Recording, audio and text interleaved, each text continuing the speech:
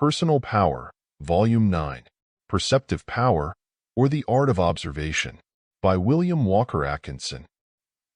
As we observe more accurately, we perceive more clearly, think more truly, remember more correctly, imagine more effectively, and judge more soundly. Henry Maudsley. Chapter 1.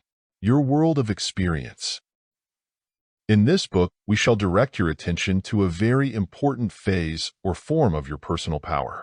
Inasmuch as your personal power is a phase, form, aspect, or mode of the expression and manifestation of that power from which all power directly or indirectly proceeds, it follows that the particular form of power to which we are now proceeding to call your attention is one of the manifold manifestations and expressions of that all-power of the universe. The particular phase or form of personal power which constitutes the subject matter of the present book is that known as perceptive power, the power by means of which you perceive, discern, observe, distinguish, and know the things of the outside world by means of the senses and the mental processes employing the raw material furnished by the sensory apparatus. By means of perceptive power you see, hear, feel the impressions received from the outside world. By means of perceptive power you are able not only to know that outside things exist, but also to apprehend them by the intellect, to discern differences between them, and to distinguish one class of things from others. Your percepts, i.e. the products of your perception, furnish the elemental material from which all your concepts, notions, and ideas concerning things are derived, constituted, composed, or made up. Your percepts are the units with which memory, imagination, thought, reason, and judgment build their structures. All mental processes begin with perception and depend upon it for their material. Around and about you is a wonderful world of things, infinite and inexhaustible in its contents. But within this world is a smaller and far more restricted world, a finite world consisting of the scattered items of material which you have abstracted from that outside world by means of your perceptive power. No matter how great may be that outside world, this inner world represents all that you have perceived and observed of that greater realm.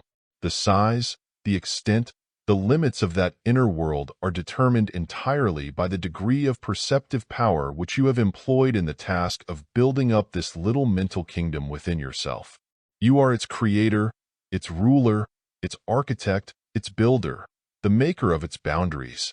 It is as large or as small, as great or as insignificant, as you determine it to be, no more, no less. All that you know, have ever known, or ever will know of the great outside world is comprised in that particular mirrored representation or reflection of portions of it, which constitutes your individual world of experience. By experience is meant the practical knowledge gained by observation or trial, the acquaintance acquired by personal observation or experiment. Your world of experience is your world of actual perception, observation, and experiment. Whatever the outside world may or may not be in itself, it is certain that all you know of it is that knowledge gained by your direct or indirect experience and observation of it. This knowledge is originally mirrored upon your mind by perception. The rest is a matter of rational induction or deduction consisting of inference based upon this original material of experience and observation. Your world of experience is your inner world. It is located in your mentality, on the conscious or subconscious planes or fields of your mental being. It is your own, your very own. No other person may enter into it or dwelt within its borders. It is sacred to yourself. It is different from the corresponding inner worlds of all other persons. No two persons possess identical worlds of experience. You, yourself, have created this unique world of experience which is your very own. You, yourself, are still creating it, and will continue to create it so long as you live. You create it with that wonderful tool or instrument which you call the power of perception, that is, you so create its elementary materials which are then worked up and built up into more complex forms by the other faculties of your mind. You are the creator of this world of experience. If you are wise, you will perform your creative work so thoroughly and efficiently that in the end you will be justified in looking upon it and calling it good. Careful analysis of your mental operations, experience, and consciousness will always reveal to you the important fact that you, yourself, are always the beginning, always the center, always the end of your world of experience. From that point of beginning, from that central point, and toward that end, you have proceeded to the creation of your world of experience. You build from the center outward. Your horizon of experience constantly expands as your perceptive vision increases and takes in a greater area of the outside world. Through the glasses and tubes of the telescopes and the microscopes of the senses, you perceive and observe the things of the outside world and represent them in your own world of experience which abides within yourself. But it is you, yourself, who are always at the observing end of these instruments. We now invite you to consider the processes by means of which you have created this unique world of experience, this inner world which is your very own. Plato well said that the ego is imprisoned in the body like an oyster in his shell. You, yourself, cannot get outside of this shell, at least while you are on this particular plane of existence. You cannot escape from its confining limits and thus secure immediate contact with the outside world and so acquire direct knowledge of its facts and events. On the contrary, you are entirely dependent upon certain channels of communication with that outside world for your reports from it. These reports are then converted by you into the finished material with which you create that mirrored world of representation, your world of experience. If these channels of communication had never been open to you, then you would never have been able to create your world of experience. There would exist no such world of experience for you. In such case, the fact of your own existence would constitute your only item of experience and knowledge. Your oyster shell would never have opened to admit an inflow of the waters in which it is immersed, and you would be unaware even that such waters existed. All that you know, ever have known, or ever can know of the outside world becomes known to you by means of the reports furnished by the channels of communication with the outside world, the channels of the senses. While your higher mental faculties may select from these reports such as they choose, may examine, combine, and arrange them in logical classification, may draw inferences from them so as to learn the unknown from the known, may store them in memory and rearrange them in the form of mental pictures of the imagination. Yet, at the last, you will find that in these reports of the senses you have your only possible raw materials of knowledge. Upon the strength, clearness, and truth of these reports, as well as upon their number and variety, depend the particular degree and character of knowledge and experience possible of acquirement by you. The I am I, which is yourself, is constantly receiving a stream of messages and experiences from the outside world. It is well within the facts of the case to compare that I am I, which is yourself, to the managing editor of a great metropolitan newspaper, seated at his desk, receiving from all parts of the world a multitude of messages of all kinds which give him the news of the day from which he makes up the next issue of his paper. From this point of the compass, and from that one, pour in the messages. He receives them all. Some of these messages he discards as non-essential and uninteresting. Some he bids his assistants to abridge, discarding a portion while retaining the rest. Some he accepts in their entirety. To others he adds previously received details. Some are headlined by him in accordance with the traditional policy of his journal. Others he bids his editorial helpers to employ as premises from which to draw inferences to be expressed in the editorial columns. Others are condensed into brief items for the general summary of the news of the day. He is not actually in the outside world in which these events are happening. He remains seated at his desk, receiving the messages from that outside world. And from these messages he is creating and building up a mirrored world, a representative, symbolic world which takes form in the printed newspaper. You are in a position very similar to that of this managing editor. You, yourself, the I am I element of yourself, are safely sheltered in the inner chamber of your being. Your I am I is not present in the outside world. It is present only at the center of your consciousness, your inner world, which is a mirrored representation of the world external to itself. All that your I am I knows of that outer world it knows by reason of the sensory messages received from it. This thought may never have occurred to you, But it is a fact that the only world you really know is this inner world of experience which you have created for yourself from the reports received through the sense channels from the actual outer world. If your senses are normal and acute, your inner world of experience will represent the result of your possession of such sense qualities. If your senses are deficient or lacking in any respect, or if they are dull and untrained, then your inner world of experience will as truly represent such conditions. You see, then, that your world of experience is not a complete representation of the outside world at all. It only represents such portions of that outside world which, in the first place, have been reported to you by your sense impressions, and in the second place, only such portions of these reports which have actually been accepted by you in perception. All the rest is lacking. Your world of experience, then, is merely a symbolic picture of certain aspects of the outside world which have been perceived by you and taken into your inner world. It is a work of art, rather than a work of nature, and you are the artist who has created that work. Moreover, your world of experience is not permanent. It is constantly receiving finishing touches, improvements, alterations, and modifications at your hands, resulting from new reports reaching you. You, as you grow and change, are working incessantly and often involuntarily at the task of creating your world of experience. It is a matter of the soundest philosophical and scientific teaching that you, yourself, have created, are now creating, and so long as you live will continue to create this inner world of experience which constitutes the world to you. You create this world from the raw material furnished by sensation, accepted and interpreted by perception.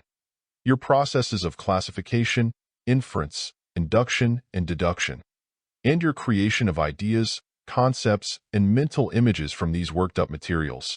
You, yourself, and none other but yourself, are the creator of this inner world which is all the world to you. The only world that you really know, at the last analysis. This is a statement of tremendous importance to you, if rightly understood, and you should not lightly pass it by. You should carefully consider and assimilate it. If you have any doubts concerning the truth of the above statements, and should feel desirous of further proof of them, you will find such proof at hand and in abundance. You need go no further than to consider how different the same outside world appears to different individuals observing it from the same place, at the same time. Each individual will be found to have received messages from the same outside world, under the same outer circumstances, but under different inner conditions. And each individual will have formed a different conception of that same outside world. The same outside world is present in each case, but the respective inner worlds of experience of the several individuals will be found to differ very materially from each other. No two will be exactly the same, and an almost incredible diversity and variety of perceptions have resulted. This fact of diversity and variety does not arise from any essential conditions of the outer world, you must remember. It is caused solely by the differences in the receiving instruments of sensation, the degrees of power and training of the faculty of perception, and by the use made of this material by the higher powers of the mind, on the part of the respective several individuals. The difference comes from within, not from without. But here we wish to impress upon your mind a very important fact, namely, the fact that the powers of perception, observation, and attention, those powers which by their varying degrees of perfection cause the differences to which we have directed your attention, are capable of training, development, and cultivation. They respond readily to the proper methods employed for such purposes and pay large returns for the investment of time and patience bestowed upon such tasks. It is a mistake to imagine that such powers are possible only to those who are born with it. It is an error to regard them as akin to the shape of the nose which is born with one, and which never can be altered or improved or exchanged for another more in accord with one's wishes. On the contrary, there are no mental powers which respond more readily to training, development, and cultivation than do these very ones now under consideration by us. By means of approved scientific methods, not only weak faculties of this class may be developed into strong ones, inefficient ones into efficient ones, but even those which are considered reasonably strong and efficient may be made still stronger and still more efficient. Very few persons have done more than merely to begin to employ the full inherent powers of these faculties. Most of us are content if we find ourselves in the class of the average in such respects. We little dream of the wonderful possibilities ahead of us in this direction. Here and there, however, are found thoughtful persons who are advocating the employment of methods of cultivating these faculties in the young as an important part of their education. These wise men and women very properly hold that such education would enable the child to learn by observation and the scientific employment of the powers of attention, far more effectively than by simply committing to memory the mass of book knowledge which constitutes so large a part of the average modern education. That such training, development, and cultivation is well worthwhile to you will be apparent when you stop to consider that through these mental faculties in question you receive every constituent of your entire world of experience. That from such raw materials you obtain the only possible basis for your thoughts, your feelings, and your actions. If you seek a life rich in experience, in knowledge, in effective action, and in the highest emotional feeling, you will do well to begin here at the stage of the acquirement of these raw materials of knowledge, which are also the raw materials of all conscious experience and its expression. These raw materials are the bricks, the stone, the timbers from which the structures of our world of experience must be constructed. Moreover, they constitute also the ground upon which these structures are erected, the background, the scenery, the solid earth underfoot, and the blue skies above that world of experience. You are a creator of this world within, whether or not you desire to be. You are creating, you must create, a world of experience of some kind or character and some degree of efficiency and merit. You cannot avoid the task. This being so, can you escape the conviction that it is your duty toward yourself, toward your fellows, toward the power which brought you into being, to build that world as well, as effectively, as beautifully, and as magnificently as lies within you so to do? It has well been said that by their works they shall be known. This world of experience is one of the greatest of your works. It is the work upon which much of your other works depend. Therefore, it is the standard and measure by which you are to be judged, by others as well as by yourself. By it you shall be known. See to it that you are known well and favorably. End of chapter. Chapter 2. Consciousness and Sensation. Consciousness is one of the greatest mysteries of your being. You know perfectly well what it is to experience consciousness, but you know this largely by reason of its difference from unconsciousness. You find it almost impossible to define it satisfactorily, though you have not the slightest difficulty in distinguishing it from unconsciousness. It is unique. It is different from anything else of which you have knowledge or experience.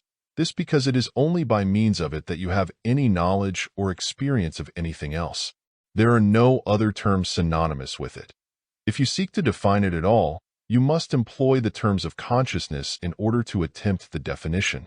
The dictionaries help us but little, for they, too, must use the terms of consciousness in order to state the definition, and this is very unsatisfactory. The following examples of standard definitions of the term will illustrate this fact. Consciousness is the knowledge of one's own existence, sensations, mental operations, etc. Consciousness is the state of being aware of one's own existence, his condition, his sensations, his thoughts, feelings, and actions. Consciousness is that indefinable characteristic of mental states which causes us to be aware of them. From the position of strict logical thought, consciousness is incapable of definition, because there is nothing else except its negation, i.e. unconsciousness, with which to compare it. It resembles nothing else, and a logical definition requires the terms of something else with which to define logically any certain thing. The only way, then, to understand consciousness is to experience it. Fortunately, all of us have had such experience.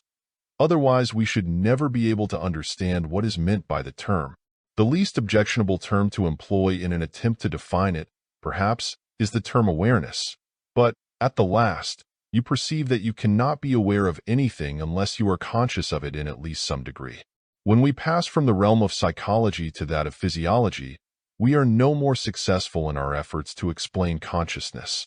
We discover that the presence of nervous tissue is necessary in order to experience consciousness, But whether that nervous tissue is the cause of consciousness, or is merely the machinery by which the latter is manifested, scientists are unable to decide to their perfect satisfaction.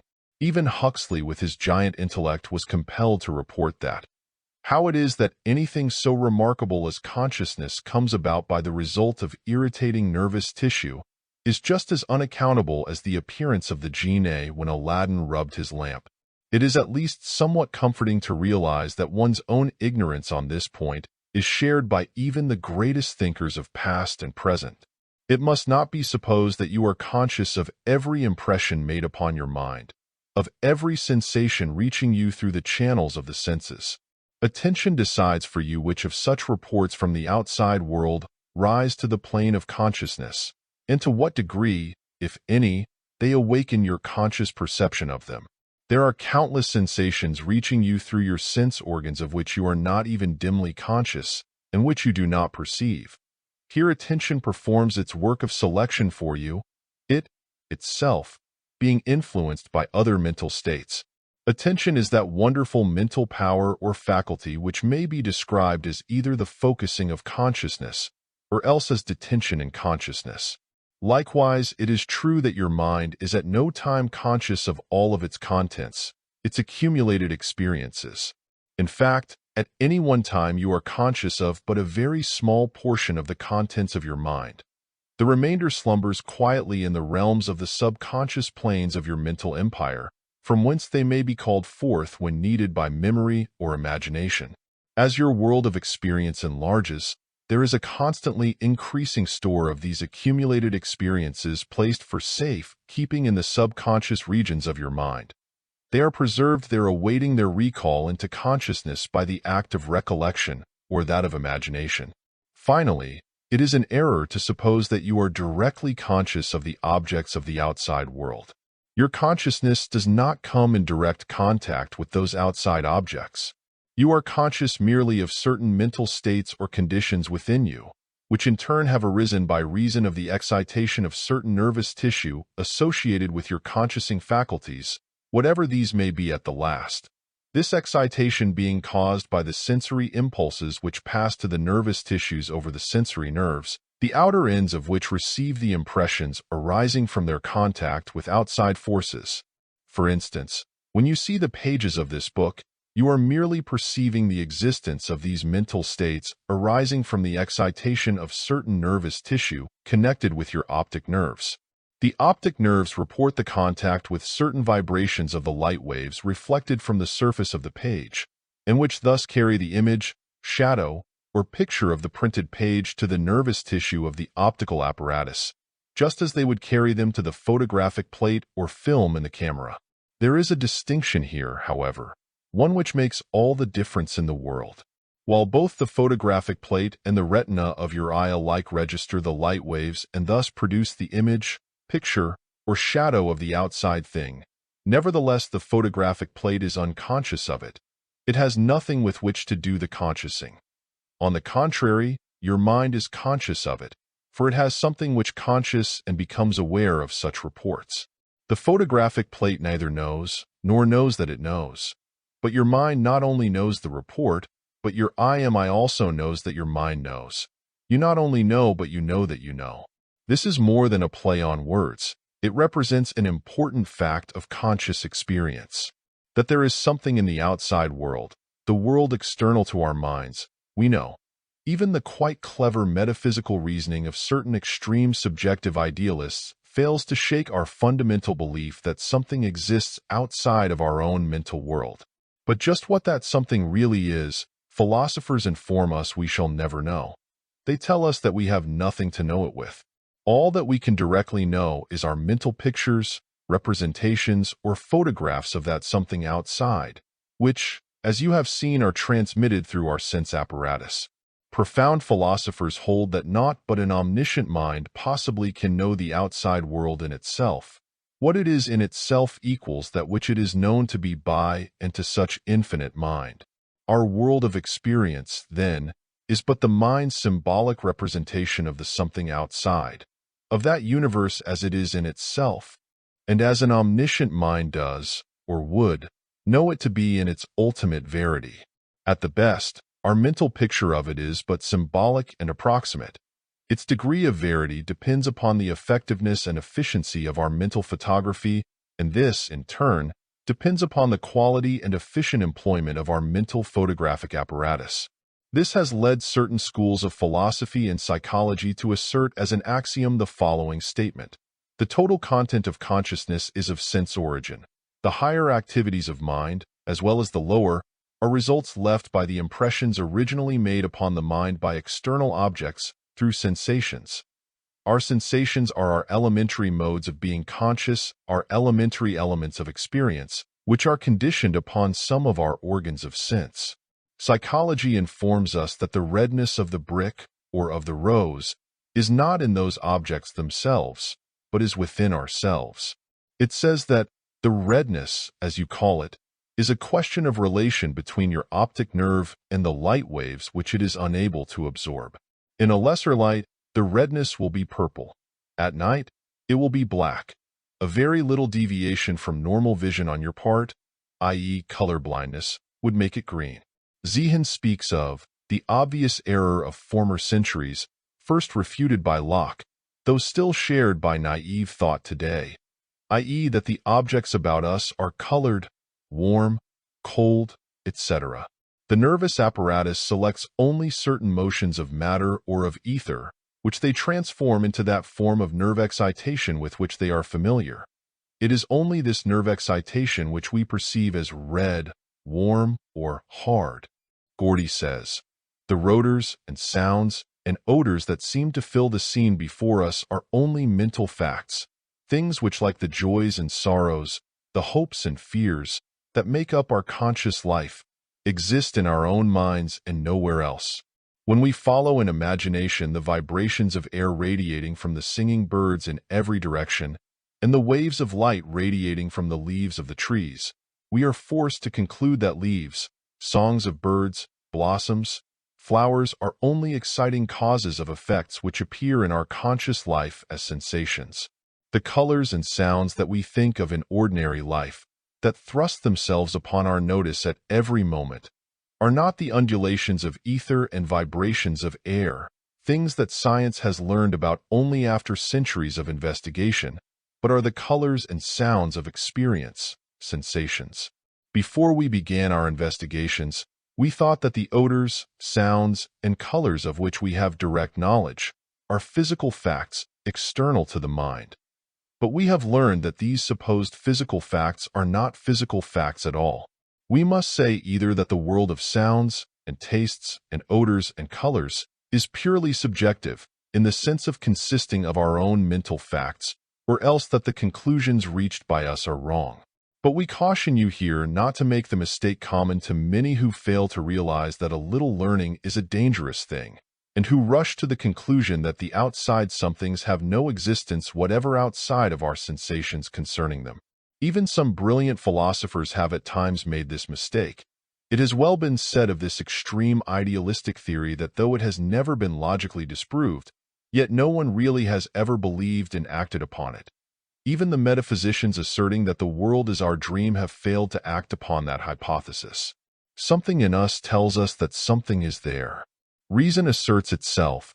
Sanity is preserved. The philosophers of more evenly balanced philosophical temper have sought and found the golden mean, from which position they assert that though we can never know the something outside as it is in itself, as omniscient mind does or would know it, and though we can know only our more or less indistinct, distorted, and imperfect symbolic pictures, shadows, or photographs of it, nevertheless common sense and practical reason assures us that something is there, at the least, certain exciting forces, which produce in us the exciting effects called sensations.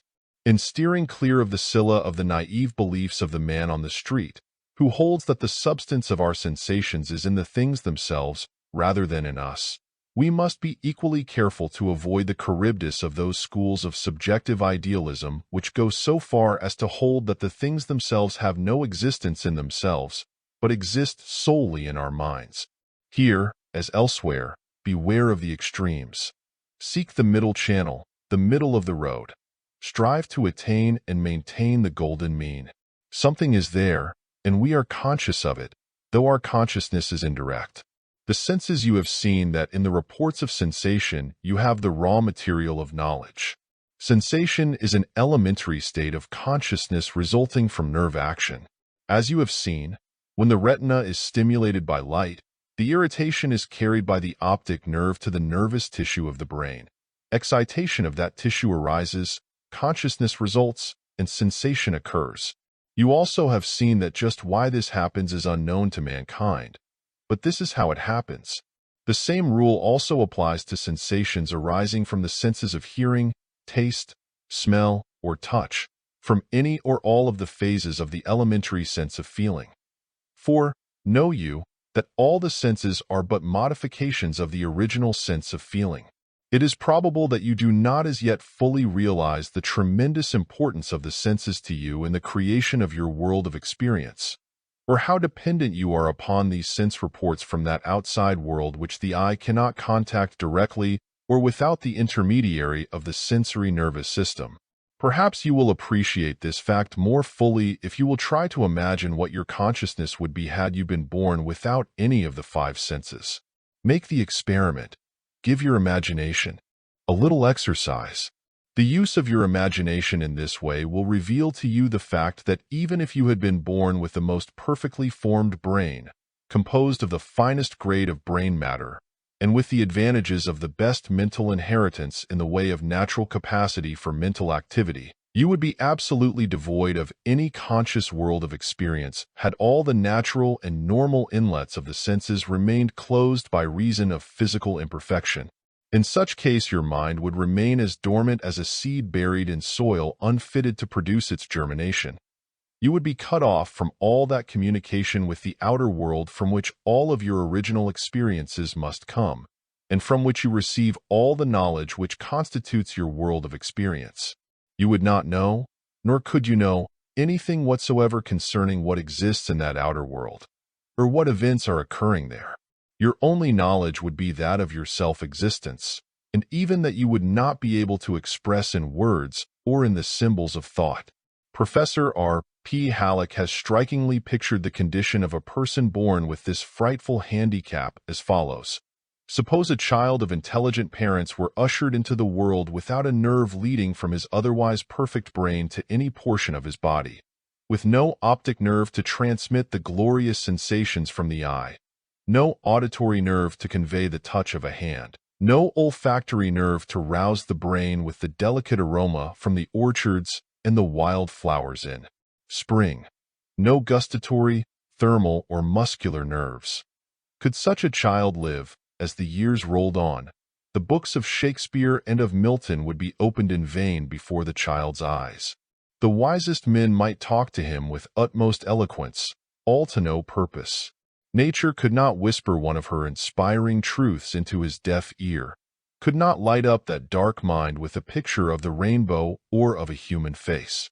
No matter how perfect might be the child's brain and his inherited capacity for mental activities, his faculties would remain for this life shrouded in Egyptian darkness. Perception could give memory nothing to retain, and thought could not weave her matchless fabrics without materials. The above is no mere fanciful picture.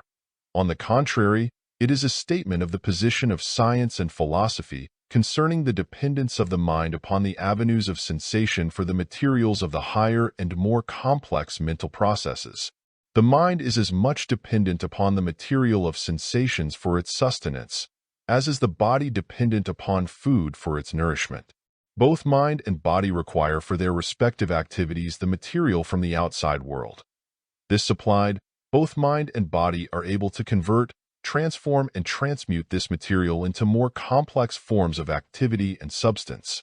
A celebrated philosopher and psychologist once asked his students to consider the fanciful possibilities arising from a case in which the nerves of sight should be attached to the areas of the brain concerned with the office of hearing, and those of hearing with the areas of sight, the faculties of the receiving apparatus thus exchanging duties. In such case, one would hear all colors and would see all sounds. One would thus perceive the sounds of flowers and paintings, and would see the beauties of the musical notes of the great composers. In such a case, The outer world would still be sending him the same messages, but he would be interpreting them differently. A writer commenting on this possibility has said, "Beauty would still be ours, though speaking another tongue. The bird's song would then strike our retina as a pageant of colors. We would see all the magical tones of the wind, hear as a great fugue the repeated and harmonized greens of the forest, the cadences of stormy skies." This illustration, of course, is pure artistic fancy, but the result is logically pictured. It will serve to illustrate how dependent we are upon the mechanism of consciousness in its phase of sensation. Psychologists have also pointed out the fact that the world of experience of the individual is decreased by the absence of the power of normal functioning in any one or more of his several senses, and that this world of experience would be increased if he were able to evolve additional senses. This is more than mere speculation, for science shows us that the sense of feeling was the elementary sense from which all the other senses have been evolved, and that is well within the possibilities of evolution that additional senses may be unfolded in the course of the evolutionary development of living forms. In order to give you a personal illustration of your dependence upon your senses for the character and extent of your world of experience, we ask you here to use your imagination once more. Begin by imagining what the outside world would mean to you if you were merely a one-sense individual, possessed merely of the sense of touch. Your entire field of knowledge would be limited to your idea of how things feel to your touch. It would be a very small world of experience, would it not? Then, imagine yourself as evolving the senses of taste and smell, those half-brothers in the sense world. Can you not see how your world would enlarge and how its character would change? Then imagine yourself as evolving the sense of hearing, and realize the wonderful addition to your world of experience that such would furnish. And then, last of all, imagine that some wonderful day your sense of sight would suddenly unfold into activity, and the great world of sight experience would unfold before your consciousness.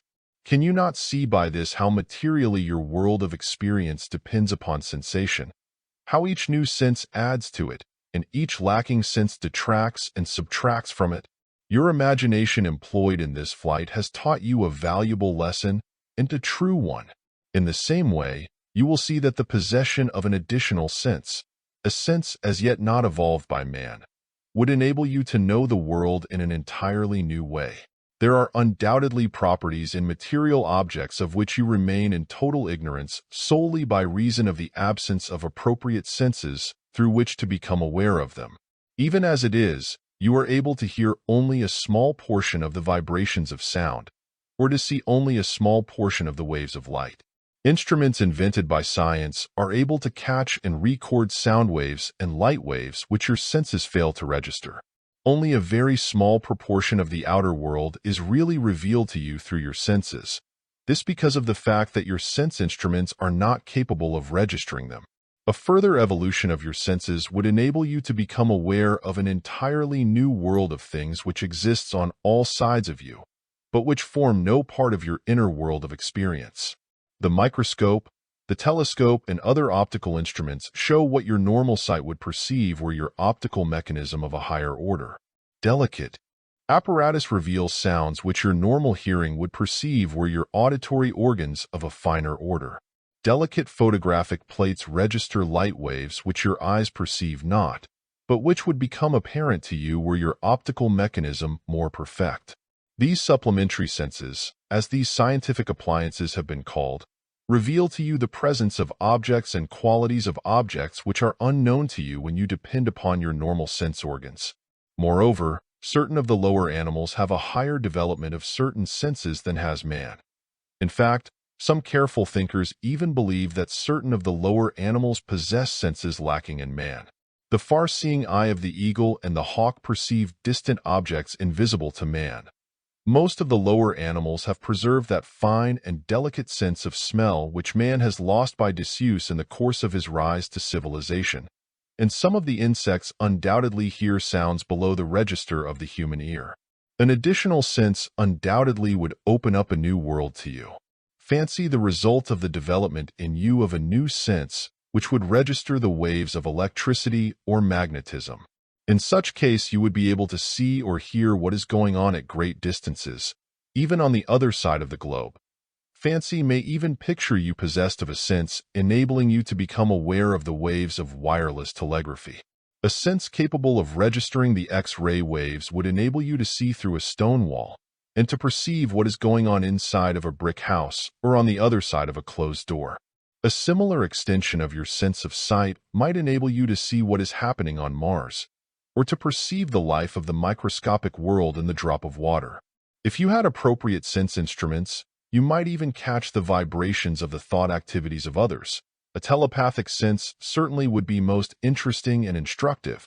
Scientific imagination has pictured worlds in which living creatures possess 7, 9, 15, or more senses, and this is possible, theoretically, for 17 senses would be really no more wonderful than our 5, though they would seem so to 5-sense creatures. Listen to these statements made by careful thinkers. Kay says, an additional sense might probably make revelations to us no less surprising than the sense of sight to one who been born blind. Carpenter says, it does not seem at all improbable that there are properties of matter of which none of our senses can take immediate cognizance, and which other beings might be formed to perceive in the same manner as we are sensible to light, sound, etc. Mason says, if a new sense or two were added to the present normal number in man, that which is now the phenomenal world for all of us might, for all we know, burst into something amazingly wider and different in consequence of the additional revelations through these new senses. Isaac Taylor says, it is not to be thought that the eye of man is the measure of the Creator's power. Has he created nothing which he has not exposed to our senses? The contrary seems much more than barely possible. Ought we not to think it almost certain? However, we have presented to you the above-stated speculative and apparently somewhat fanciful ideas merely for the purpose of bringing to you a clearer and more comprehensive conception of the relation between yourself and the outside world, and to show you how dependent you are upon your senses for the material with which you build up and create your world of experience. We have no desire to urge you to develop new senses, rest assured. But our purpose is none the less constructive and in the direction of opening up to you new worlds of knowledge, a new world of experience. For, know you, that there is almost, if not quite, as much difference between the world of experience of the man of untrained and undeveloped powers of attention, perception, and observation, and that of the man who has highly developed these mental powers, as there would be between the latter individual and the one who had developed one or more new senses. You have but to contrast the man of highly developed perceptive powers with one of the opposite type, to realize that the two individuals dwell in entirely different worlds of experience. The former sees, hears, feels, and knows a multitude of facts of life and nature which are entirely unperceived and unknown to the latter type of individual. The developed man recognizes, considers, and solves problems the very existence of which is unknown to the undeveloped man. It is as if the two types see with different eyes, hear with different ears, feel with different nerves of touch. In this book, we are striving not to endow you with additional senses, but to enable you to perfect the senses you already possess, to perfect them to such an extent that they will take on powers and possibilities, effectiveness and active qualities, which to the uninitiated seem to be the result of additional mental faculties possessed only by the favored few and denied to the great masses of the human race. End of chapter. Chapter 3. The Mechanism of the Senses. The sensory mechanism, the vital machinery concerned with the processes of sensation, consists of certain portions of the brain, certain portions of the nervous system, and the special organs of sense. The brain, what mind in itself may be or may not be. Whatever may be the ultimate nature of its relation to the brain, we must at least admit that the brain is the physical mechanism through and by means of which the mental processes are performed or manifested. Moreover, we are forced to admit that the mind must depend upon certain portions of the brain and of the nervous system for the reception and perception of the messages from the outside world, which compose the raw material of knowledge which constitute the elements of the world of experience of the individual. The detailed study of the physiology of the brain is outside of the field sought to be covered by this book. Therefore, we shall confine our description of it to the technical definition, viz. The brain is the whitish mass of soft matter which is enclosed in the cartilaginous or bony cranium of vertebrate animals. It is the center of the nervous system and the seat of consciousness and volition. Here we have the general description of the physical aspect of the brain and the statement that it is the seat of consciousness. This is sufficient for our present purpose. The sensory nerves. The nerves are bundles of fibers which transmit nervous impulses between nerve centers and various parts of the animal body. They constitute important elements of the great nervous system which traverses the body and which has been compared to a great telegraphic system. There are motor nerves, which serve to transmit motor impulses producing motion, to the various parts of the body. There are also other classes of nerves which serve the performance of certain physiological functions, such as digestion, secretion, excretion, and circulation. With these classes of nerves, however, we are not concerned in our consideration of the general subject of the senses. Our sole concern here is with what are called the sensory nerves, that general class of nerves which transmit sensations from the various parts of the body to the central receiving office of the brain. These sensory nerves are the great telegraphic wires which report to the central office of the brain that irritation or excitation which their surface terminal ends experience by reason of their contact with the objects of the outside world. When the surface terminal ends of a sensory nerve are irritated or excited by reason of such contact with the outside object, they send to the brain a message demanding more or less attention. Whether these nerves be nerves of touch, of sight, of hearing, of taste, or of smell, the action is essentially the same. At the last, all the sensory nerves are nerves of feeling. Fix this last statement in your mind. It will aid you in your comprehension of the processes manifested by the several particular sense organs and mechanism. The sense organs. There are 5 general senses, according to the popularly accepted classification, namely 1. Touch, 2. Sight, 3. Hearing, 4. Smell, and 5. Taste. Physiologists and psychologists often note an additional sense, called the muscular sense, which reveals the state of our muscles, and which furnishes us with our ideas of weight, spatial dimensions, etc. Others would add certain other senses, namely those connected with the feelings arising from the condition of certain internal physical organs, and which furnish us with reports manifesting the feelings of hunger, thirst, sexuality, repletion, indigestion, etc., or of burns, inflammations, bruises, cramps, etc. These latter classes, however, for convenience are usually included in the class of the sense of touch, and we shall not make the technical distinction in this book, interesting though it is for academic consideration. Each particular sense has its appropriate organ of reception and the special sensory nerves attached to it, the latter conveying the reports from the receiving organ to the brain. Thus, the sense of touch employs the nervous centers upon the surface of the skin and in the muscles, and the nerves attached to these which lead to the brain. The sense of sight employs the eye and its appropriate nerves. The sense of hearing employs the ear and its nerves. The sense of smell employs the nose and its nerves. The sense of taste employs the tongue, portions of the mouth, and their nerves. Each organ of sense is specially adapted for the reception of the irritation or excitation arising from its appropriate stimuli. No organ of sense will report the stimuli appropriate to another. Each organ of sense has its own particular kind of irritation by which it is excited. Sound does not excite the eye, nor light the ear.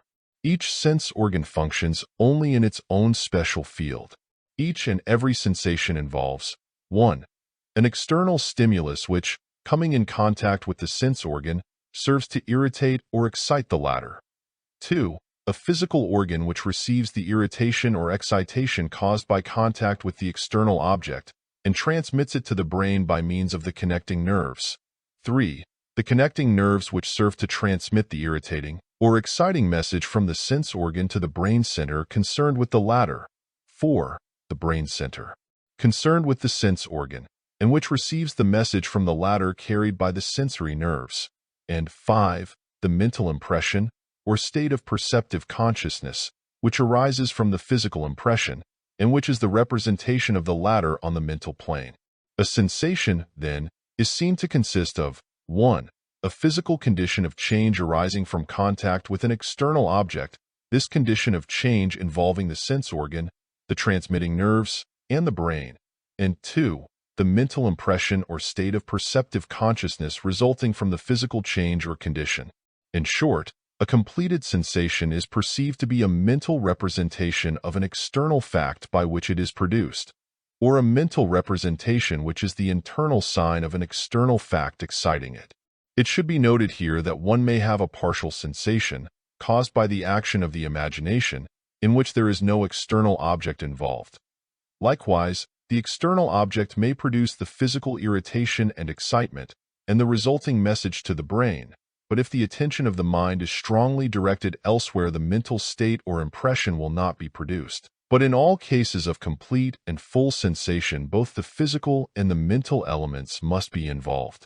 Actively, it is generally accepted that all the various senses, with their special organs, are evolutions from the original sense and organs of feeling, the most elementary form of the latter being the sense of touch. In every sensation, something external must touch the sensitive organ or nerves of the sense involved. Sight, hearing, taste, smell, all. These are but refined and more complex forms and phases of touch or feeling, and their special organs are but more complex organs of touch or feeling. Touch of one kind or another, of some degree or mode, is concerned in every act of sensation. Modern science tends to verify the ancient contention of Democritus that all the senses are but modifications of touch. Moreover, modern science informs us that everything external that acts upon the organs of sense acts in the form of motion, that nothing external can act upon the senses or be taken up by them unless it present itself to them in the form of motion. Thus, light is motion resulting from undulations in the ether. Sound is motion resulting from vibrations of the air. Tastes and smells are the result of motion arising from the chemical changes in the particles of minute substances coming in contact with the sensitive portions of the tongue and mouth and of the nose. Touch results from the motion of objects external to our bodies, or of portions of our body, or both. All touch implies motion. The external world is made manifest to you through your senses only by reason of the motions caused by its energies, these external motions being taken up and continued by your nervous system, and finally brought to the attention and perception of your mind. Science holds that the various nervous actions which result in various sensations must be regarded as definite series of motions. The vibrations from outside yourself accelerate and are transformed into the vibrations within your nervous system, and thus produce sensation. All that is transmitted from an organ of sense to the brain is a particular mode of motion. The particular modes of motion thus transmitted are then variously interpreted by the mind in the process of perception. All this serves once more to bring us to the realization that your world of experience is merely a representation of the outer world. Such portion of that outer world which your senses are able to receive and transmit to your mind, they're to be interpreted and employed as the raw materials of knowledge. You do not know the outside world directly and immediately. All that you know of it is its reports to you over the channels and through the medium of your senses. As Helmholtz says, our sensations are for us only symbols of the objects in the external world, and correspond to them only in some such way as written characters or articulate words due to the things they denote. We ask you now to consider in further detail each of the 5 great classes of the senses. The sense of touch. The special receptive organ of the sense of touch extends practically over the entire outer surface of the body, though it manifests in greatly varying degrees according to the particular part of the body subjected to the contact with the external objects. The skin covering your body is attached to a very large number of sensory nerves which have their ending in it.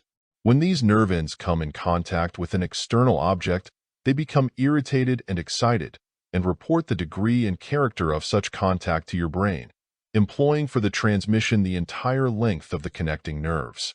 They convey to your brain a peculiar report of pressure or contact, which your mind refers to the particular part of your body in which the receiving nerve end is located. Not only this, but they report also the particular character or nature of the pressure or contact, so that your mind perceives the differences which indicate what you call hardness, softness, roughness, smoothness, etc., or what you call temperature, and what you call weight, shape, form, or size, or what you call pressure. Some of these nerve ends report mere contact and degree of pressure. Others merely report temperature. Others report the other several material sensation-producing properties of the contacted object. Some of these nerve ends are very sensitive, as, for example, the tip of the tongue, the fingertips, etc. Others lack this degree of sensitiveness, as, for instance, the nerve ends located in the back. The nerve ends of certain portions of the body respond far more readily than do others to the excitement of temperature, as, for example, the nerve ends of the cheek. This is why a woman will hold her hot iron near to her cheek in order to test its temperature. Certain nerve ends abound in heat spots on the body, while others are located in the cold spots, the region of which is particularly susceptible to impressions of cold. Other sensory nerves concerned with the sense of touch have their ends in the muscles, as well as in the skin. The reports of such nerves are the basis of that variation of the sense of touch which some psychologists call the muscular sense in contradistinction to the other forms of touch, the latter being called the tactile sense, the true sense of touch. The muscular sense reports differences in weight, space dimensions, pressure, movements in the contacted objects, and certain other physical conditions in the contacted object. In fact, the term muscular sensations has been applied to all those sensations originating in the tensed or relaxed muscles. The muscular sensation nerve ends are excited not so much by the contact of the external object as by the state of tension resulting from the extension or contraction of the muscles. The sense of sight. The special receptive organ of the sense of sight consists of that delicate piece of physical mechanism known as the eye. This wonderful instrument, or piece of mechanism, consists of several parts, the actions of which are closely coordinated. The following description of the mechanism of the eye, made by Kirk, will give you a comprehensive and practical conception of it. The optical apparatus may be supposed for the sake of description to consist of several parts. First, of a series of transparent refracting surfaces and media by means of which images of external objects are brought to a focus upon the back of the eye, and secondly, of a sensitive screen, the retina, which is a specialized termination of the optic nerve capable of being stimulated by luminous objects and of sending through the optic nerve such an impression as to produce in the brain visual sensations. To these main parts may be added, thirdly, an apparatus for focusing objects at different angles from the eye, called accommodation. Even this does not complete the description of the whole organ of vision, since both eyes are usually employed in vision. And so forth, an arrangement exists by means of which the eyes may be turned in the same direction by a system of muscles, so that binocular vision is possible. The eye may be compared to a photographic camera, the transparent media corresponding to the photographic lens. In such a camera, images of objects are thrown upon a ground glass screen at the back of a box, the interior of which is painted black. In the eye, the camera proper is represented by the eyeball with its choroidal pigment, the screen by the retina, and the lens by the refracting media. In the case of the camera, the screen is enabled to receive clear images of objects at different distances by an apparatus for focusing. The corresponding apparatus in the eye is the accommodation. The iris, which is capable of allowing more or less light to pass into the eye, corresponds with the different sized diaphragms used in photographic apparatus. But the eye does not really see. The mind is that which actually sees. The eye is merely a miniature natural photographic lens in which the rays of light are focused upon the screen of the retina. The retina is irritated and excited by these focused rays, and by means of the optic nerve it transmits this excitement to certain areas of the brain. From these changes in the brain cells of those areas, the physical phase of sensation results, the mental phase being performed by the mind, which becomes aware of these brain changes in perception and thus sees them.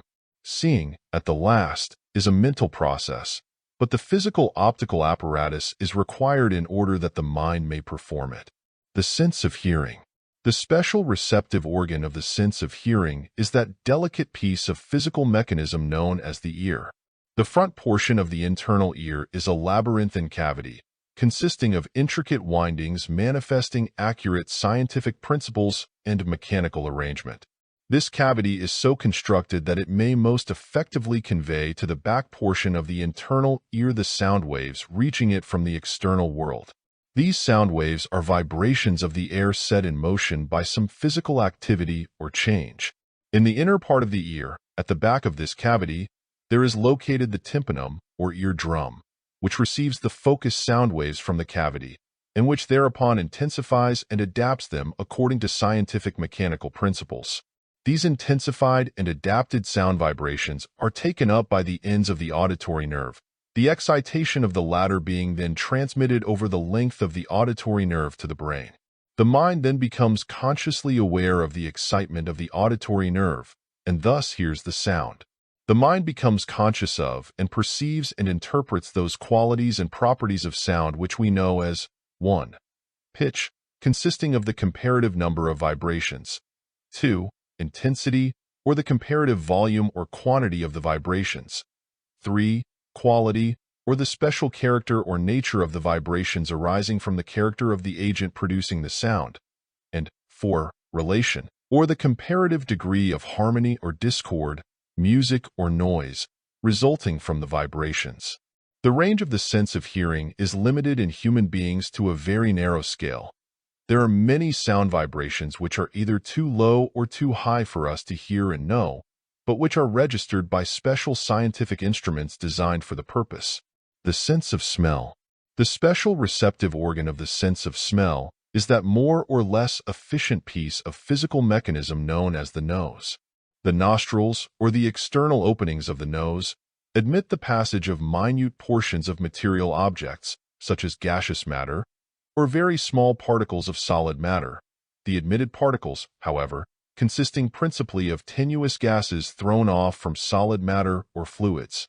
The cavity of the nostrils is lined with a thin mucous membrane, well filled with the ends of minute olfactory nerves. The minute particles of matter, coming in contact with this delicate mucous membrane, irritate and excite these olfactory nerve ends, and this excitement is transmitted by the olfactory nerves themselves to the brain. The brain excitement awakens conscious attention on the part of the mind, and the mental process of sensation occurs. Some particles of matter excite the olfactory nerves much more than do others. The difference arises from the respective chemical composition of the substances of which the particles consist. Some substances are very penetrating in their action upon these nerves, as, for instance, musk. This because of the fact that they give off a large number of molecules.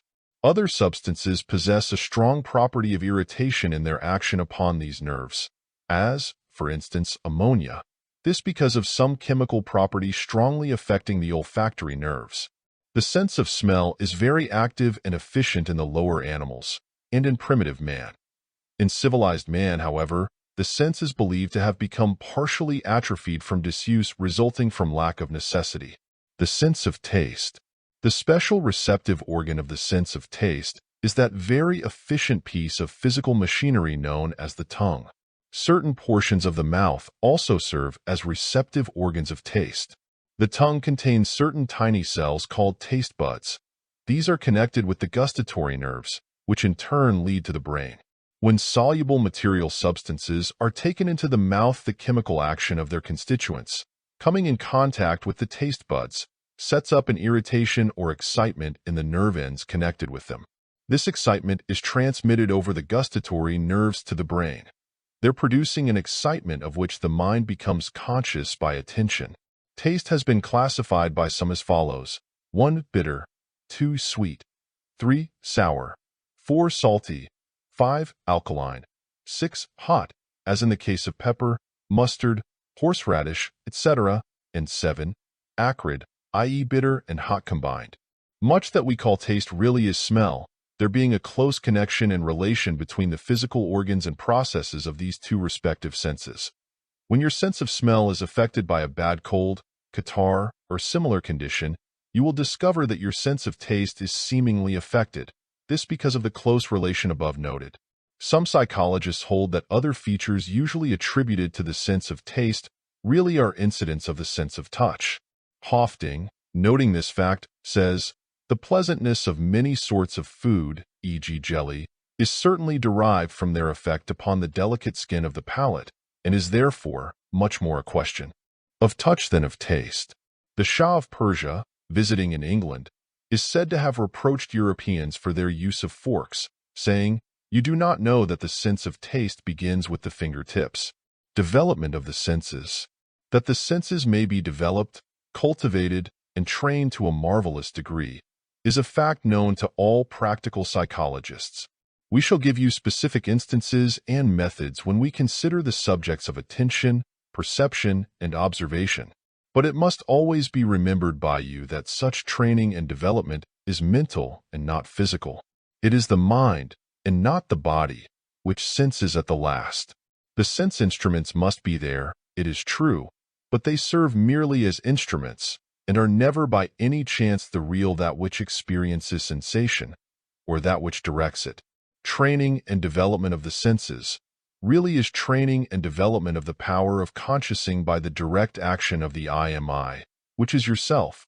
We need scarcely add that, inasmuch as the senses supply the raw material of knowledge, it follows that your world of knowledge, your world of experience, is greatly enlarged and enriched by the scientific training and development of your senses and by their rational culture. With the proper kind and quantity of the raw materials, the finished product must be more satisfactory in quantity and in quality. This is self-evident. End of chapter. Chapter 4. Perception and Discernment. Perception is the faculty or act or consciousness whereby it apprehends, comprehends, or takes cognizance of the reports of the senses reaching it in the form of sensation. James defines it as the consciousness of particular material things present to sense. It is that power or faculty of the mind by means of which the latter interprets the raw materials of thought furnished through sensation. Discernment is perception intelligently applied and consciously directed. You will remember that in completed sensation the final stage is that mental state arising from the consciousness of the physical impression upon the brain substance derived from the excitation of the sensory nerves. It is the mental representation of the physical impression. This mental state also constitutes the elemental and primary stage of perception. The higher and more complex manifestations of perception involve the exercise of memory, association, and a certain degree of reasoning power. Perception, aided by the other mental faculties to some extent, gives to you your first real knowledge of the outside world. You will also remember that not all sensations are received in consciousness. Not all are perceived by the mind. As a fact, but a comparatively small number of your sensations are so perceived.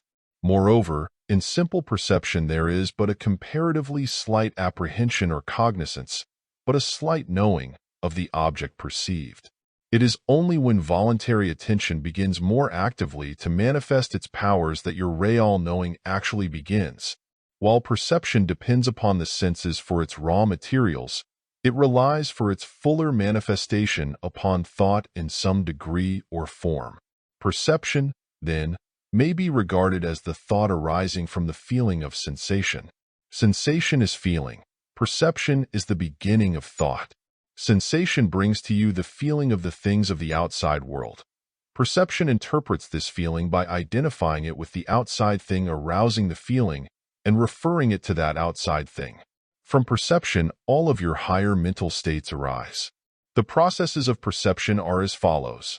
1. Attention causing consciousness to become aware of the definite sensation arising from indefinite nervous excitement. 2. Thought interpreting the definite sensation and attributing it to the outside object causing it. And 3. Reason, based upon experience, perceiving the sensation-producing element of the outside object to be a quality, property, or attribute of that outside object. For example, you touch a piece of heated iron. You first, 1. Become aware of a certain sensation reaching you through your sensory nerves without any consciousness of anything but the feeling element. Then, 2. You interpret this feeling as heat and attribute it to the piece of iron. Then, 3. You perceive that heat to be a quality of iron in that particular condition. The above statement may seem to be merely a needless elaboration of a familiar experience, but when you were a little child, you actually gained this experience by passing through precisely these several stages of perception, and all your knowledge gained by actual experience has been so acquired. The infant or young child at first experiences but indefinite sensations. It is not able to interpret these, nor to refer them to particular external objects, nor to deduce that the feeling-producing powers constitute qualities in that and similar external objects. As it grows older and gains experience, however, it begins to realize that sensation has a practical meaning only insofar as it refers to definite objects causing it, that the meaning of sensation must be sought in perception. The natural education of the child consists almost entirely of its discovering by perception the real meaning and source of sensation. It is only in this way that the child brings about a harmonious relation and practical working unity between its world of experience and the things of the outside world. Perception, then, is seen to consist of your power to apprehend and cognize the qualities and relations of outside things reported by sensation. The greater the extent of your discovery of such qualities and relations, the greater is the degree of practical knowledge and experience possessed by you. Your entire stock of knowledge is built up in this way. This because all that your mind is able to know about the things of the outside world is the knowledge of the characteristic qualities and relations of those things. When you define a thing, you but state its qualities and its relations, and such qualities and relations are known to you only by means of perception. To know all the qualities and relations of a thing is equivalent to knowing fully the nature or character of that thing, at least so far as human knowledge is capable of full knowledge of anything. In the higher acts of perception, all of the mental faculties or powers are represented. For instance, you obtain a sensation of form and color evidently related to a certain tree. Your memory, based upon experience, identifies this form and color as connected with fruit. Your experience informs you that this particular fruit is a peach. Examining the object closer, you see that the peach is in that condition which your experience interprets as ripe. Your memory and experience inform you that ripe peaches are pleasant to the taste, and your imagination makes a mental picture of the sweetness and general satisfaction of the taste which form qualities of that peach. Then your will acts to pluck that peach, if such be deemed proper in the light of reason and feeling, and to eat it. But all that you know about that peach when you see it has been gained by experience along the lines of the gradual and progressive processes of sensation, perception, memory, imagination, and thought. This, again, may seem needless elaboration, but such is the way by which you have learned about the qualities of peaches, and the processes by means of which you must learn about any and every other thing when you first become acquainted with it. You learn only by experience based upon your perception of the qualities and relations of things, and your perception arises from sensation. Your world of experience is created by perception. You will do well to fix this fact in your mind, for it is important. Distinction between sensation and perception. We ask you to consider, in the form of the following summary, the distinction between sensation and perception. This distinction is a somewhat difficult one for many students, and it is important for the purpose of the present instruction that you should be able clearly to make it. Here follows the summary. In sensation, the mind is conscious simply of an inflowing feeling. In perception, the mind goes out toward the object of that feeling. Sensation flows inward, perception moves outward. In sensation, the mind is passive. In perception, the mind is active. Sensation necessarily implies neither the belief in nor the conviction of the existence of an outside object. The infant's early experiences show this plainly. Perception necessarily implies a belief in and conviction of the existence of an outside object causing sensation. Sensation is concerned merely with inner mental states.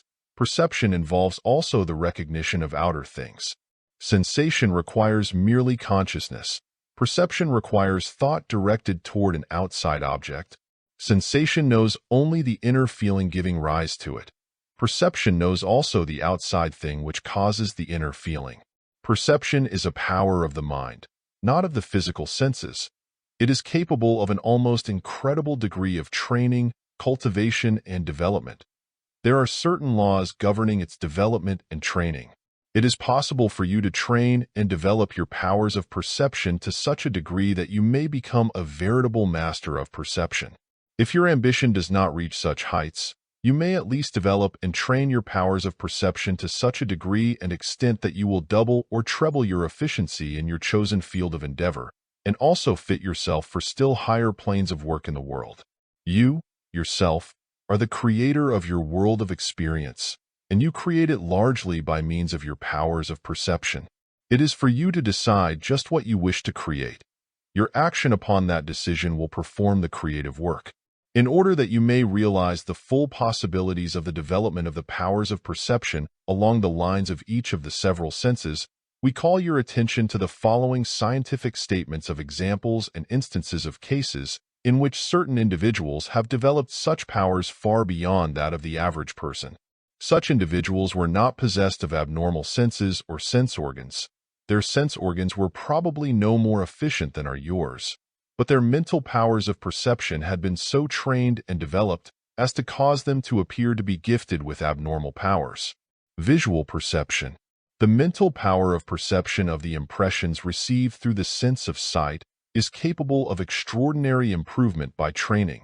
This improvement and the training which produces it proceeds along three general lines, viz. 1.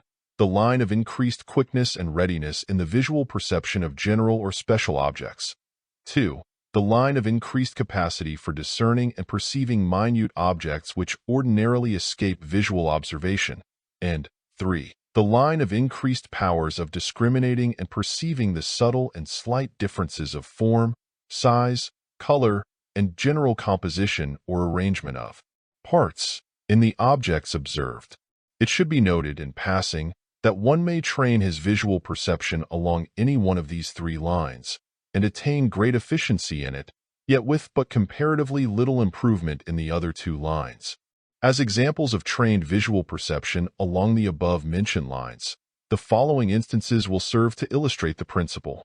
Ho Din, who had developed marvelous powers of visual perception, once said, "I can safely assert that a lady seeing another pass at full speed in a carriage will have time to analyze her toilette from her bonnet to her shoes and be able to describe not only the fashion and quality of the stuffs, but also to say whether the lace be real or only machine-made. I have known ladies to do this."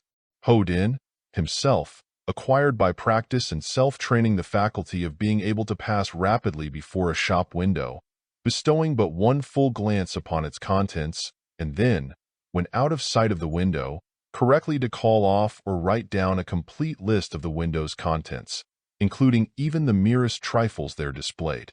Not only this, but he also taught his assistants to perform the same feat as a preparation for respective careers as conjurers.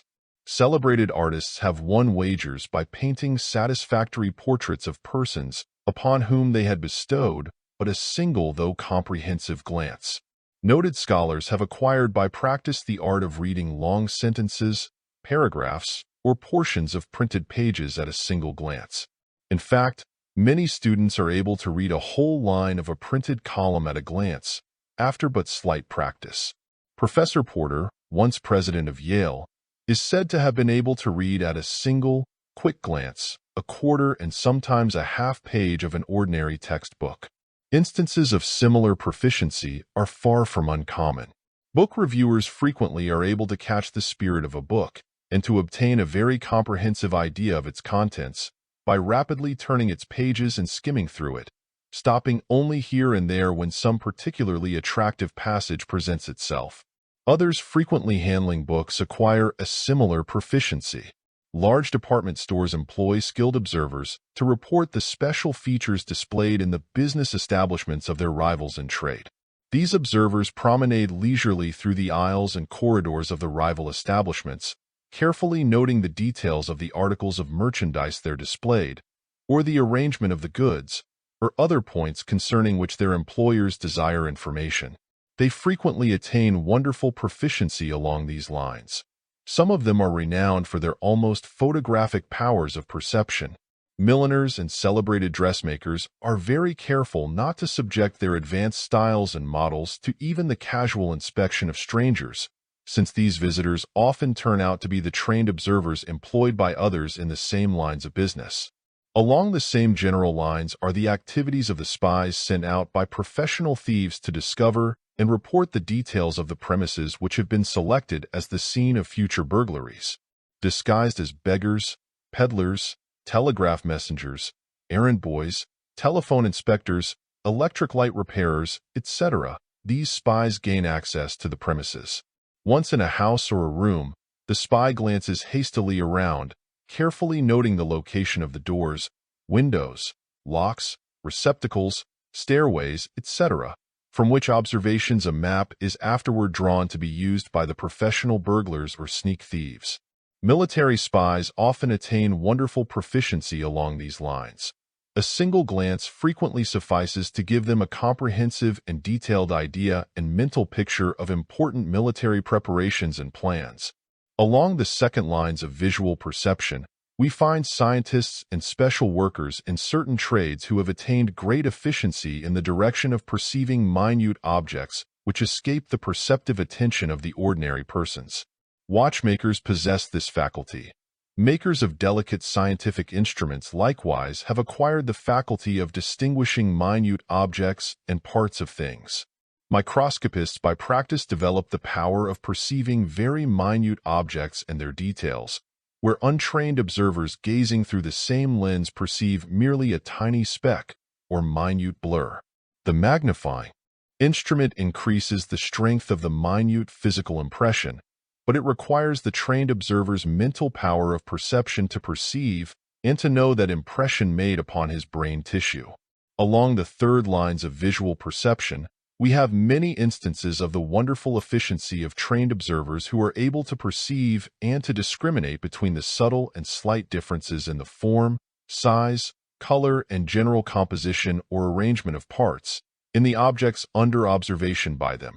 In fact, specialists in any business, trade, art, or profession must acquire proficiency of this kind in order to be successful in their particular line. Bank employees become very expert in handling coin or banknotes. Often they are able to detect counterfeits almost instinctively, so keen have become their powers of visual perception, though in this particular case they are often aided by tactile perception. Experts in handwriting are able to distinguish between the finest shades of difference in the written words, often being able to discover differences arising from the varying physical condition of the individual as evidenced in his several writings. Artists, as you well know, are able to distinguish between shades and hues and combinations of color. They are able to see diversity where the ordinary observer perceives sameness and identity. Subtle distinctions which are imperceptible to the ordinary observer stand out most strikingly to the perceptive faculties of the trained artist or worker in colors. Dyers and dealers in colored fabrics, as well as many purchasers of those fabrics, are able to distinguish between very minute differences in shades, tints, and hues of color in fabrics. The color sense of some trained observers sometimes seem to other persons like an additional sense. Herschel said that the highly trained visual perception of the workers upon the mosaics in the Vatican enabled them to distinguish correctly between 30,000 different shades of color. Expert readers of character and good judges of human nature are often able so accurately to distinguish between the different shades of expression manifested by the human features that they can interpret with a startling degree of correctness the inner feelings or thoughts of the person at that time. Persons having much to do with a number of subordinates in a school, office, workshop, army, etc., often become very efficient in many cases in sensing what is in the mind or feelings of those in their charge or under their authority. The skilled schoolteacher acquires proficiency in this line. The expert salesman also becomes an adept in this direction. Women, as a rule, seem by nature to possess this particular phase of this faculty well developed. This probably because their success and happiness in life frequently depends to a great extent upon their ability to sense and to act upon the moods of men. Whatever may be the true reason, however, the woman of experience often surprises men by her perception of what is in the mind of the men and of other women.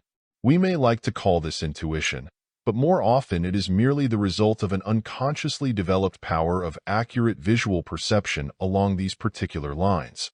The observer knows what certain expressions mean, even though those manifesting them are seeking to conceal their inner thoughts and feelings. Auditory perception. The power of perception of impressions received through the sense of hearing is capable of extraordinary improvement by training. This improvement and the training which produces it proceed along three general lines, viz. 1. The line of increased capacity for perception of the general distinction between the general properties of sound, namely, the quality, intensity, and the volume or quantity of the sound impressions. 2. The line of the increased capacity for perception of the musical attributes of sound, i.e. the pitch, the tone, the harmony. 3. The line of the increased capacity for perception of the articulateness, distance, and direction of sounds. It should be noted, however, that one may train his auditory perception along any one of these three lines and attain great efficiency in it, yet with comparatively little improvement in the other two lines.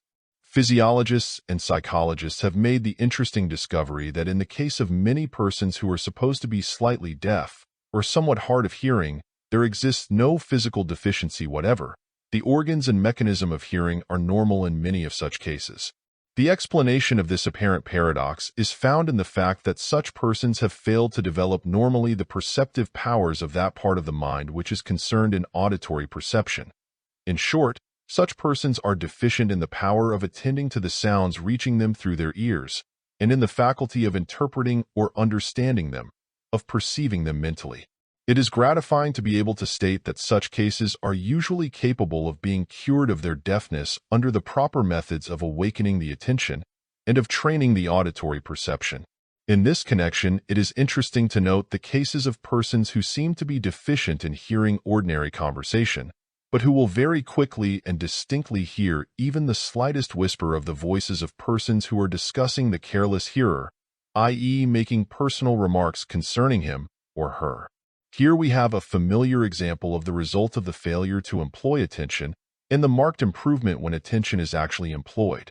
As Harvey said, that one half of the deafness that exists is the result of inattention cannot be doubted. Some old women who experience much difficulty in hearing ordinary conversation and complain that they are hard of hearing will be found to be very keen in hearing a bit of whispered gossip or the low-toned criticisms of themselves on the part of others. Attention follows interest in such cases, and perception follows attention. It is generally held that auditory perception is more susceptible of education, cultivation, and development, and may be more easily and effectively trained than any other form of perception. You may witness on all sides many convincing illustrative examples of its possibilities in this direction. The blind depend upon this highly developed perceptive faculty to a great extent. They can walk easily through a crowded thoroughfare guided only by the sounds perceived and interpreted by them, but of which the normal individual will not be aware. They can tell when they are passing a stationary object, such as a lamppost, and frequently they can discriminate between a standing man and a lamppost by means of the difference in the reverberations of the sound of their own footsteps received through the ear and interpreted by perception.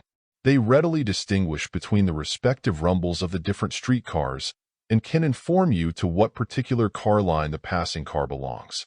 We have known cases in which the blind man has been able correctly to inform us of the size and type of a passing automobile. Likewise, blind persons usually can distinguish between an empty room and one in which another person happens to be, all by means of their keen perception of sounds. The savage, by placing his ear upon the ground, often is able to perceive the approach of men or wild animals, frequently displaying an almost incredible degree of perceptive power in this direction.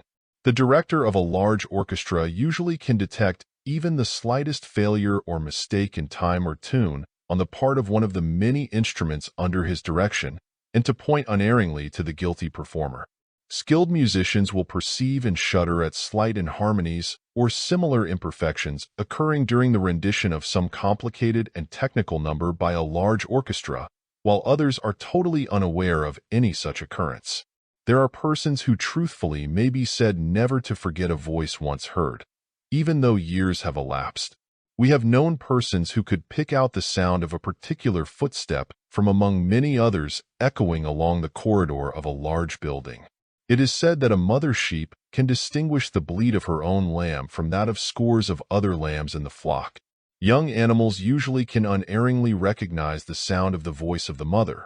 It is a poor chick which cannot recognize the cluck of its own hen.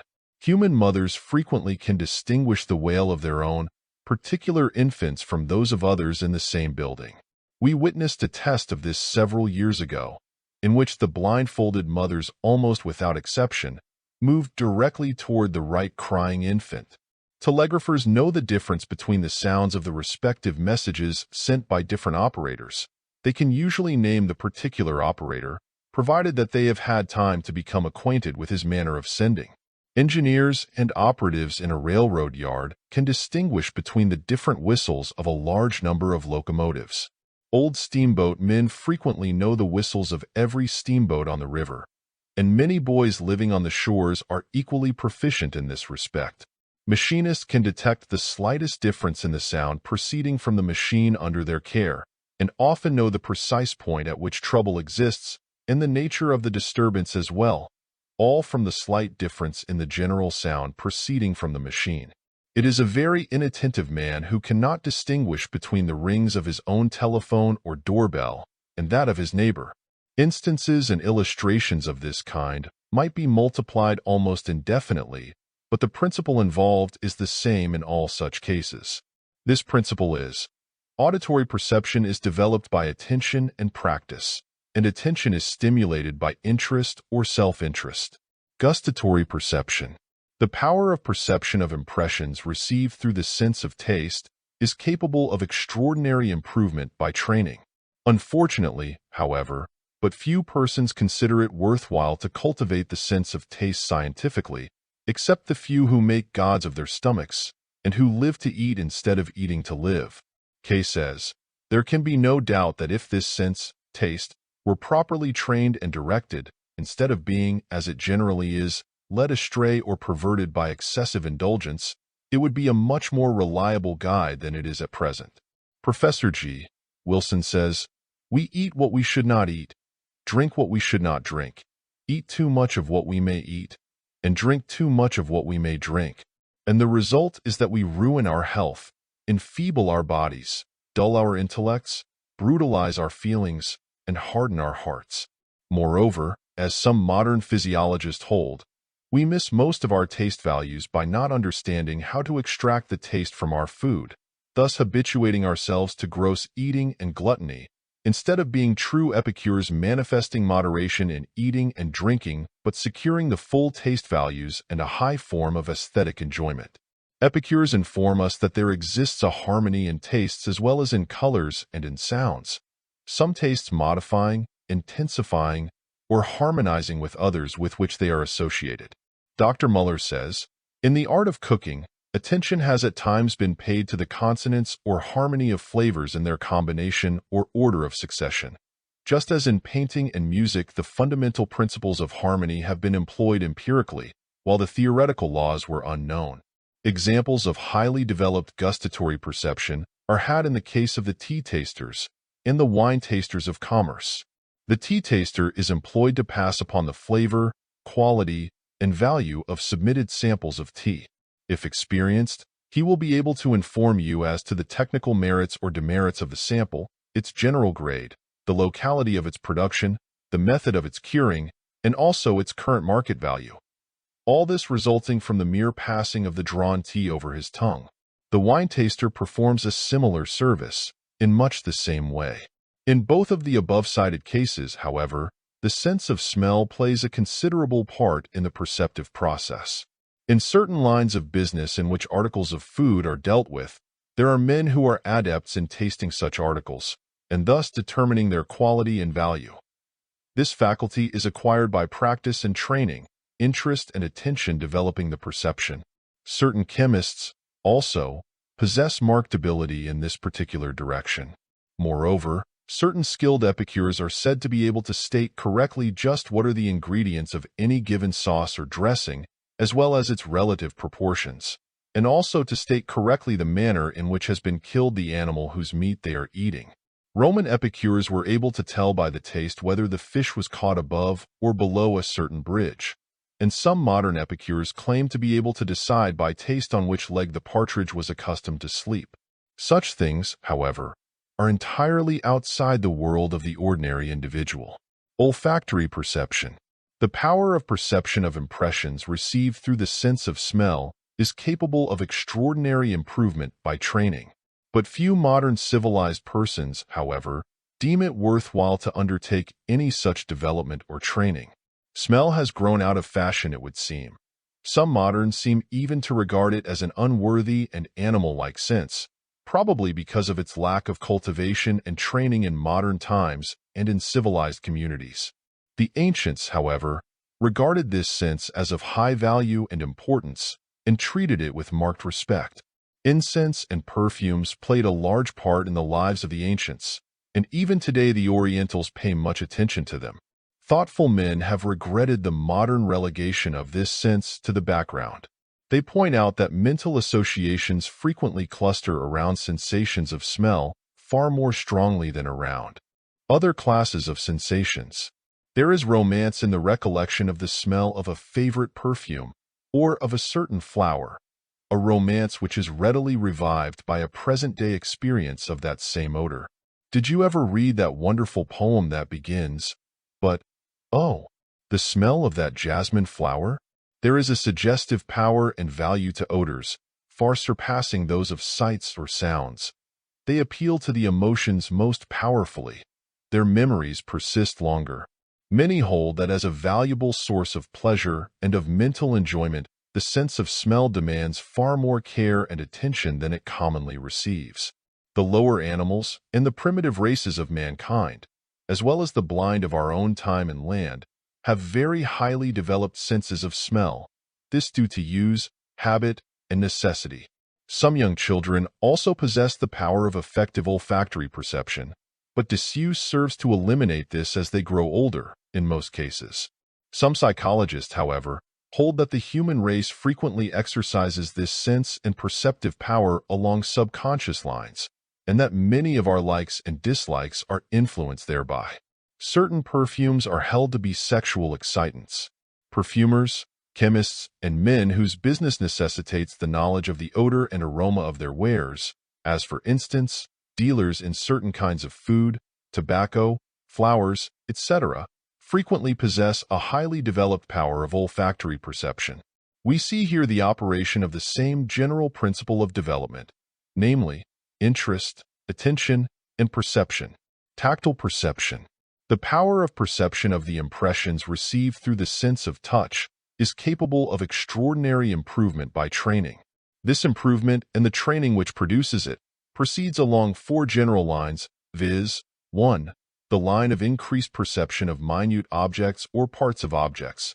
2.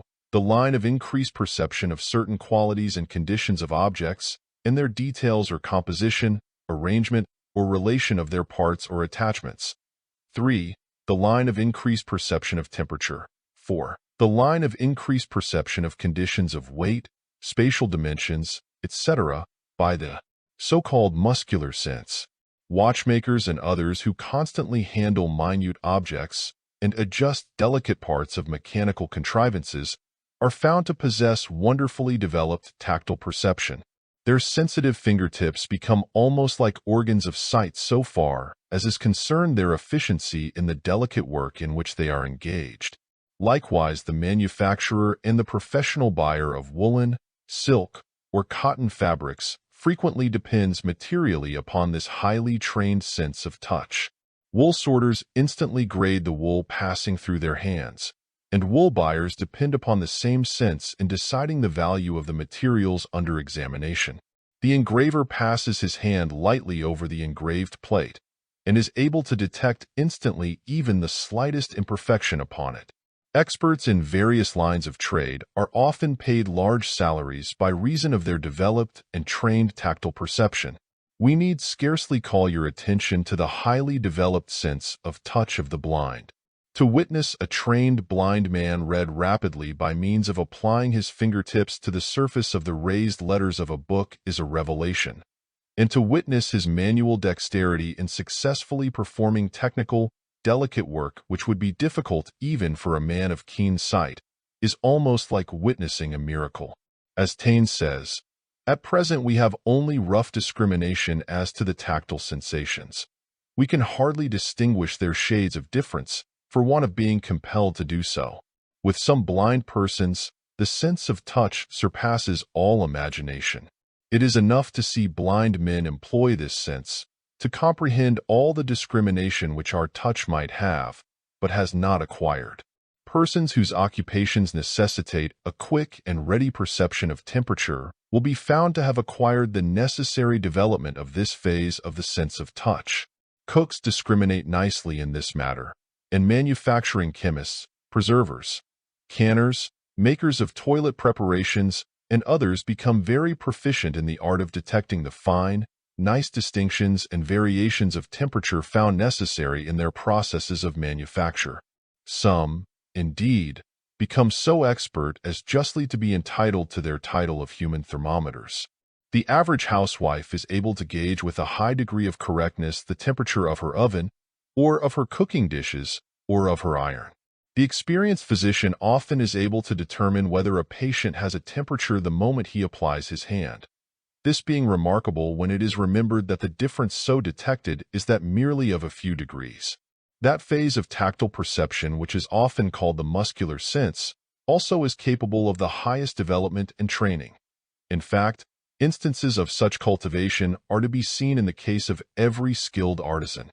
This phase of tactile perception employs the muscles, especially the voluntary muscles, as its organs and instruments of impression, by means of which it detects differences in weight, pressure, force, resistance, hardness, softness, spatial dimensions, etc.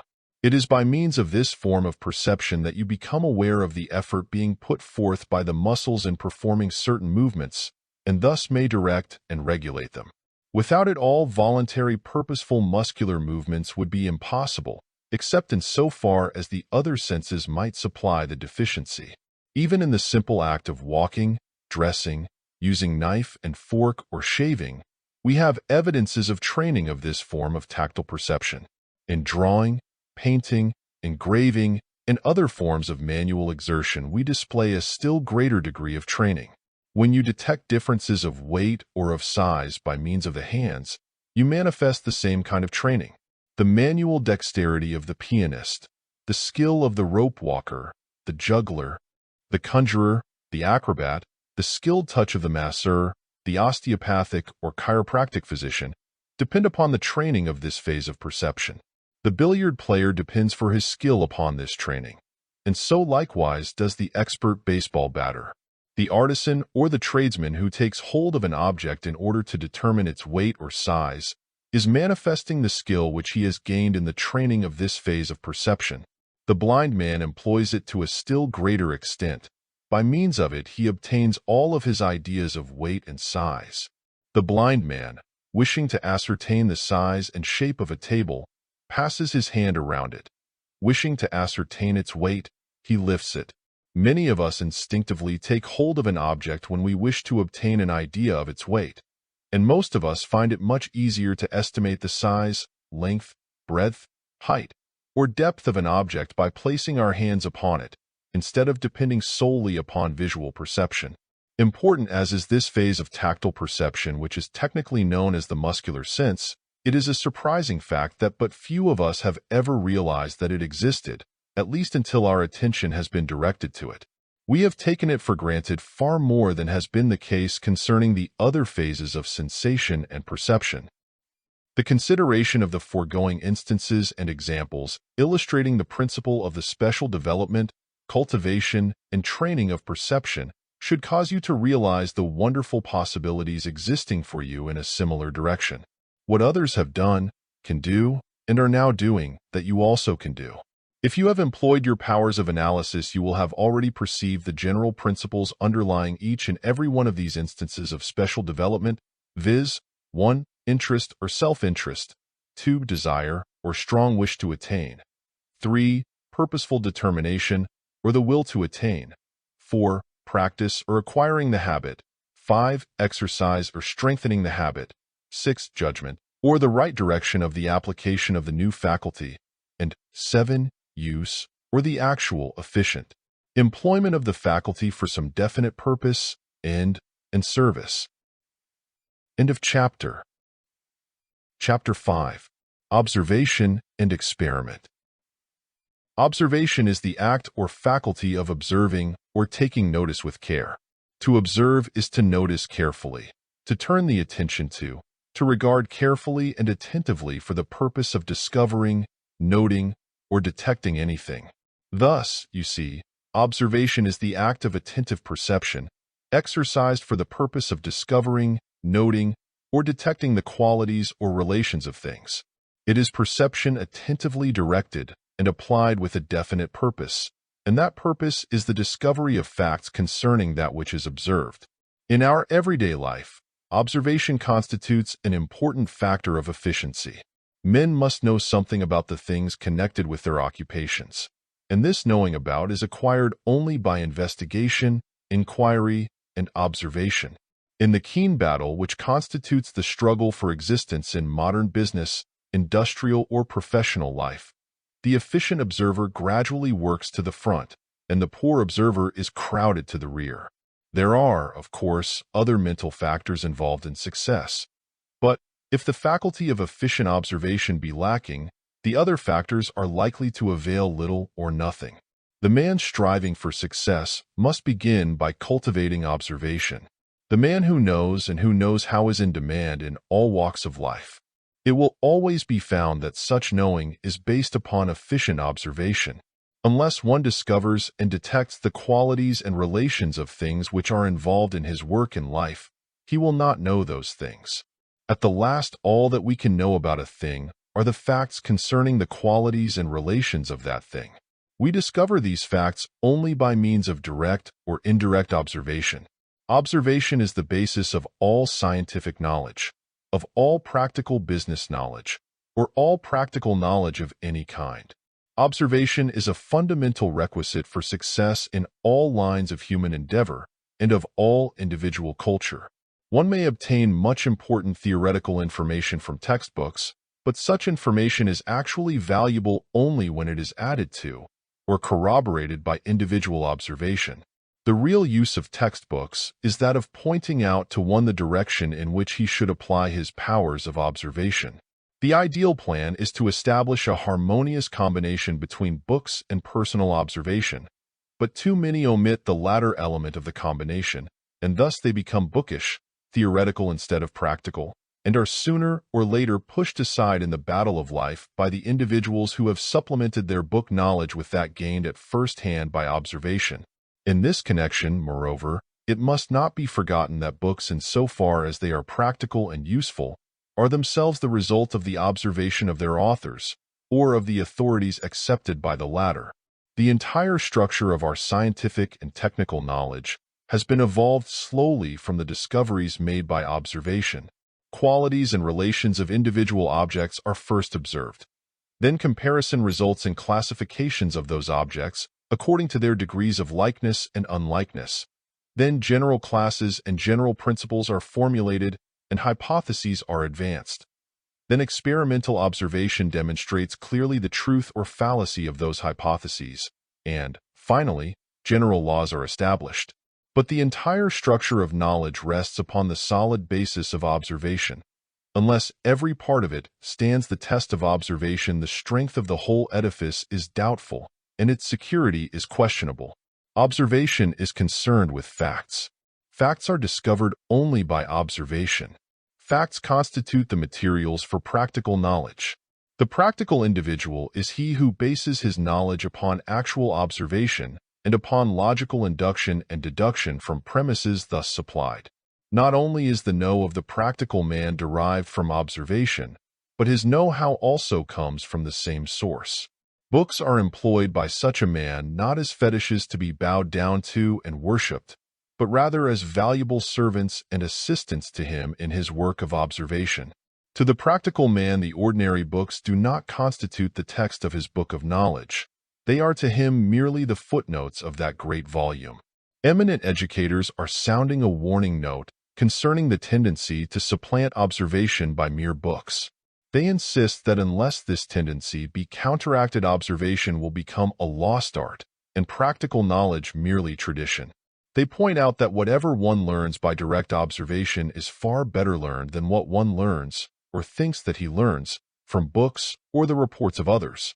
They advance the theory that the child should not be taught from books anything which it can observe for itself, until after it has employed fully its power of direct observation in the direction of that thing. Books, say they, should be regarded as supplementary to observation. Educational experts have reported a sad deficiency among school children in the matter of the correct observation of familiar objects. For instance, pupils usually are unable to distinguish between marble and granite, or between an oak tree and a beech tree, between cast iron and wrought iron, between iron and steel. Even farmers' children usually are unable to state correctly whether the ears of the cow are in front of her horns or behind them, over them or under them, whether cats descend trees head first or hind feet first, whether horses and cows rise with their fore or hind feet first, and whether horses and cows differ from each other in this respect. Other children are unable to state correctly how many legs has a fly and how many a spider, whether the fourth hour on the watch dial is designated by the Roman numerals 4 or 4, and other presumably familiar facts. As an ideal example of careful and effective observation, we ask you to consider the following statement of Maupassant, in which he relates how Flaubert laid down to him the fundamental rules of literary descriptive expression. Maupassant says that Flaubert told him, "Talent is nothing but long patience. Go to work. Everything which one desires to express must be looked at with sufficient attention, and during a sufficiently long time, to discover in it some aspect which no one has yet seen or described. In everything there is still some spot unexplored, because we are accustomed only to use our eyes with the recollection of what others before us have taught on the subject which we contemplate. The smallest object contains something unknown. Find it. To describe a fire that flames, and a tree on a plain. Look, keep looking, at that flame and that tree until in your eyes they have lost all resemblance to any other tree or any other fire. That is the way to be original." Maupassant adds the following comment: "Having, besides, laid down this truth, that there are not in the whole world 2 grains of sand, 2 specks, 2 hands, or 2 noses, exactly alike, Flaubert compelled me to describe in a few phrases a being or an object in such a manner as clearly to particularize it, and to distinguish it from all other beings or all other objects of the same race or the same species.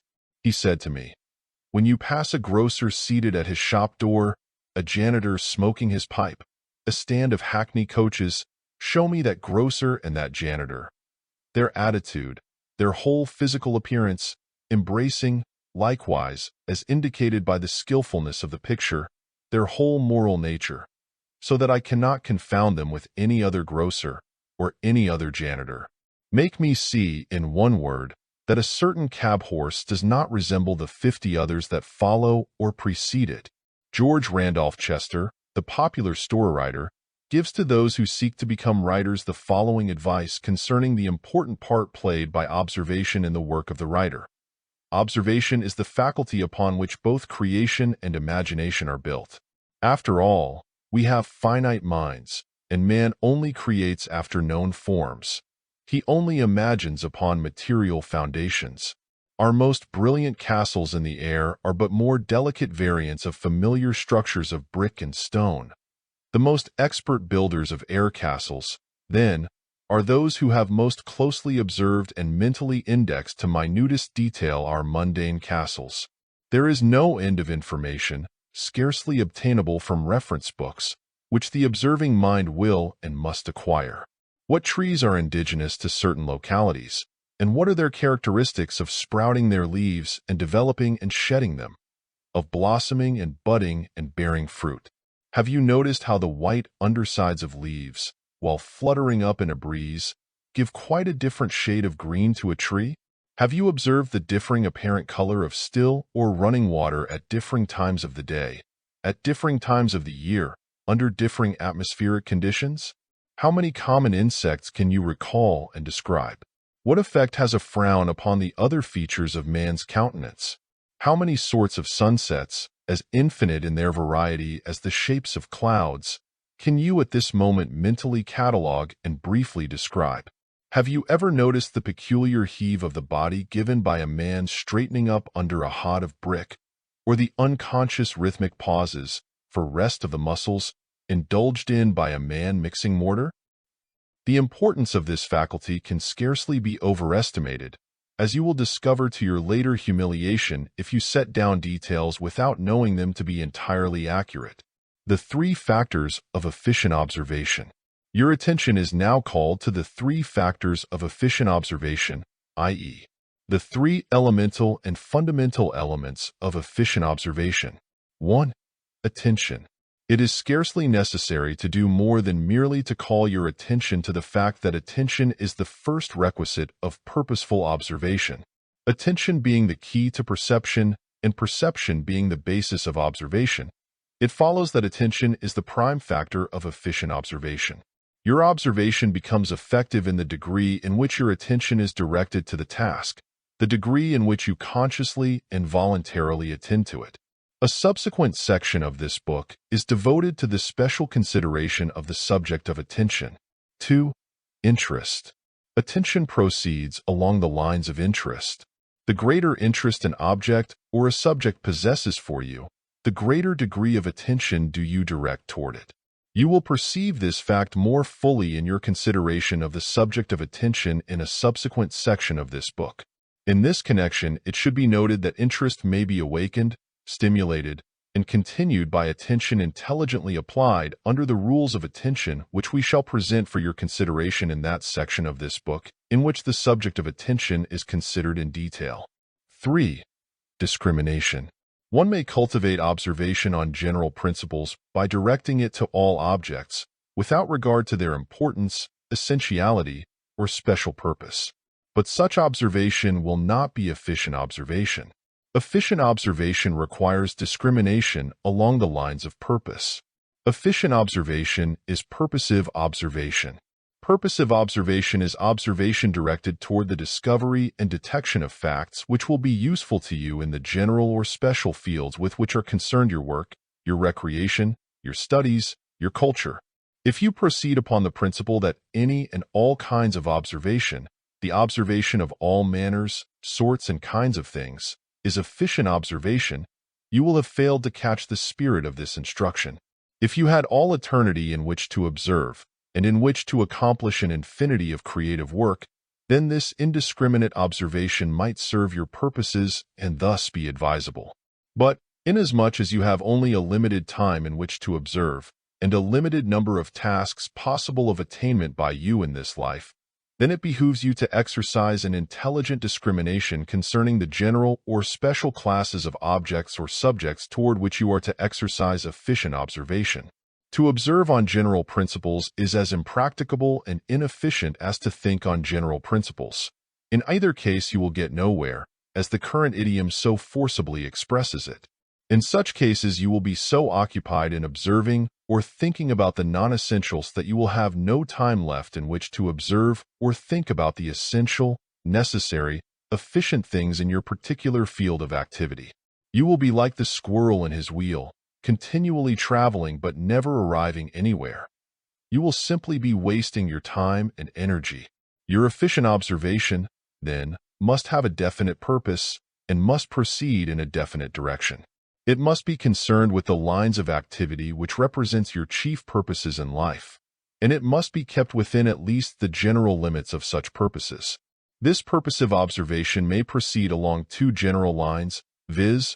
1. Simple observation, i.e. the observation of the qualities of the objects brought into attention by reason of their presence in or association with your general or special lines of work or study, to the end that you discover and detect so far as is possible their general character and nature, i.e. the whatness of them. 2. Experimental observation, i.e. the observation of the aforesaid classes of things along the lines of trial, experiment, or test directed to the discovery and detection of their workability in certain directions, the way in which they will work or work out under certain applied conditions. In the latter form of observation, the assistance of constructive imagination is required. In simple observation, you merely discover or detect certain qualities or circumstances concerned with the object under observation. In experimental observation, you proceed to change or vary the circumstance that you may perceive the working out of those qualities under different relations. In simple observation, you simply watch natural phenomena. In experimental observation, you set nature to work in order to make further discoveries or to detect the results arising from new conditions. Thus, man for centuries observed the phenomena concerned with thunderstorms and learned some very important facts concerning them. Later, Franklin, by means of his kite and key, applied the method of experimental observation to the same phenomena and discovered the identity of their causing power with the better-known forms of electricity. Simple observation is employed in the initial stages of science, art, and handiwork.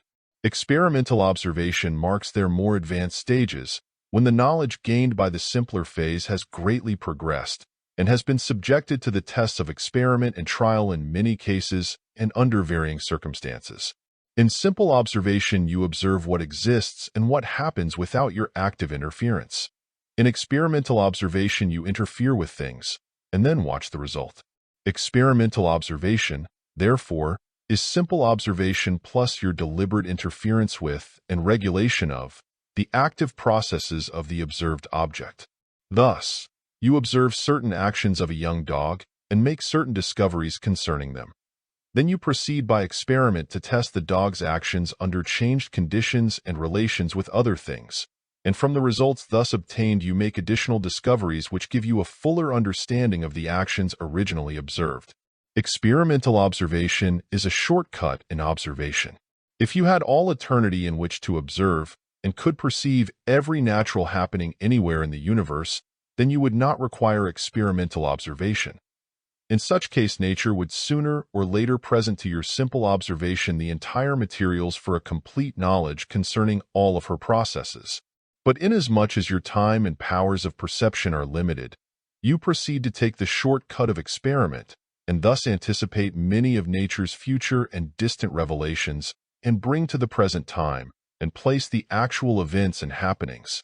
Thus, man has discovered by scientific experiment and reasoning many things which would have required innumerable years for him to have discovered by simple observation. The animal and the primitive man employ simple observation alone. Reasoning man has enormously increased his effective power by applying it under the forms and methods of test, trial, and scientific experiment. The following general rules of observation apply more particularly to simple observation along the general lines of perception. Rules of observation 1. Concentration. Employ concentrated attention when you are deliberately observing an object. The clearness of your perception and the strength of its impressions upon your memory depend materially upon the degree of concentration which you apply in the observation. See final section of this book for special instruction concerning concentration. 2. Interest. Throw as much interest as possible into every act of deliberate observation. Interest brings forth the full power of attention, and attention is the working power by means of which effective observation is accomplished. The greater the degree of interest, the easier becomes the application of concentrated attention and its continuance. 3. The whole and the parts. Observe the whole thing before you observe its constituent parts. See the observed thing as a whole, i.e., in its general outlines, in its main characteristics, in its appearance as a whole thing, before you proceed to observe its constituent parts, its details, its minor characteristics. Get your main facts and your general outlines well fixed in mind and memory. This done, proceed to add your subordinate parts and to fill in your details. Study first the tree as that whole thing called a tree, until you understand clearly its main characteristics and general outlines. Then proceed to a study of its roots, its trunk, its limb, its branches, its leaves, its blossoms, and its fruit. Then proceed to the study of its soil, its normal environment, etc. Observe the tree and its parts in logical sequence and classification. In this way, your reasoning powers will be able to take hold of it more effectively, and your memory of it will be much clearer. Lay a sound foundation and build from the ground upwards. An important psychological principle is involved in this rule. You will do well to make a careful note of it. 4. Reviewing observations. In observing an object subsequently to your original observation of it, review in your memory your previously observed facts concerning that object, and then add to these your additional discoveries and detected facts. In this way, you combine the two sets of perceived facts in your memory, so that when you think of the one, you will also remember the other. You also will thus associate logically the two respective sets of discovered facts, and by so doing will be able to reason far more effectively concerning the entire subject or object of your observation. You will also do well frequently to revive in memory the results of your observations of the object or subject, even though you are not conducting a fresh observation. This for reasons similar to those just mentioned. 5. Combined observation. In observing an object, employ as many channels of sense impression as possible. Discover not only how the thing looks, but also, when possible and expedient, how it sounds, tastes, smells, and how it feels to the touch and the muscular sense. This not only because the memory obtains a clearer impression when the reports concerning a thing reach it through several channels, but also because it is probable that certain forms of your sense perception are more effective than are the others. In such case, by this method, the weak perceptive impression of the one sense is reinforced and supported by the strong report from the other sense or senses. 6. Visualized observations. Wherever possible, you should endeavor to visualize or create a mental picture of the object as you have observed it. The better and clearer, the deeper and the stronger, the mental picture of the observed thing you are able to create, the clearer will be your idea concerning it, and the better will you remember the results of your observation. You will do well frequently to recall this picture in recollection. If you are unable to see and remember it clearly, you should remedy the deficiency when you again observe it. Continue this until you can mentally picture and remember it in complete detail, or nearly so. By following this plan, you will both know and remember the observed thing, as a whole and in detail, far better than otherwise. 7. Naming observations. Wherever possible, you should endeavor to learn and remember the name of each of the qualities, parts, elements, factors, or general and special characteristics of the observed thing. That is to say, just as in the preceding rule you have been advised to visualize or see the observed thing, as a whole and in its parts, so you are now advised to learn the name of such whole and parts. The ancient philosophers, particularly the Oriental teachers, had much to say concerning name and form. They have implied that in the knowledge of name and form consists all possible knowledge of a phenomenal thing. Be this as it may, it is a fact that the better you know the name and form of an observed object and its parts, the better do you practically and effectively know the same, and the better do you remember it. Your perceptions of the names and forms of things are the bricks with which are built up the greater part of your structure of knowledge. Add to this your perceptions of how the things act, and there is very little missing in the full conception. Words serve to crystallize thoughts. You will do well to write down the names above referred to when you are conducting a deliberate and earnest observation of anything. Put down on paper the facts which you have discovered and detected in your observation, whenever such is possible and expedient. Review this list frequently, particularly before each new observation of the thing. It is not necessary to go into a technical explanation concerning this principle, enough to know that it is scientifically sound, and above all, that it works out. If, however, you insist upon some sort of an explanation, here is one. Just as words are crystallized observations, so are written or printed words the hard crystals of observation. Unwritten words too often are like the crystals of snow or ice which melt away by reason of a slight change of the emotional temperature. While this is not an academic, technical definition, it is at least an efficient pragmatic explanation. It will work out in actual practice. The general rule. A general rule concerning deliberate and purposeful observation is this. What is worth deliberately observing is worth observing thoroughly. What is worth observing thoroughly is worth observing as completely as may be. If you wish to know a thing thoroughly and completely, because of its importance to you as an item of knowledge, you must proceed as does the child sucking a sweet orange. You must extract every drop of sweetness in it. Or, you must be as a weasel sucking an egg. You must suck it dry.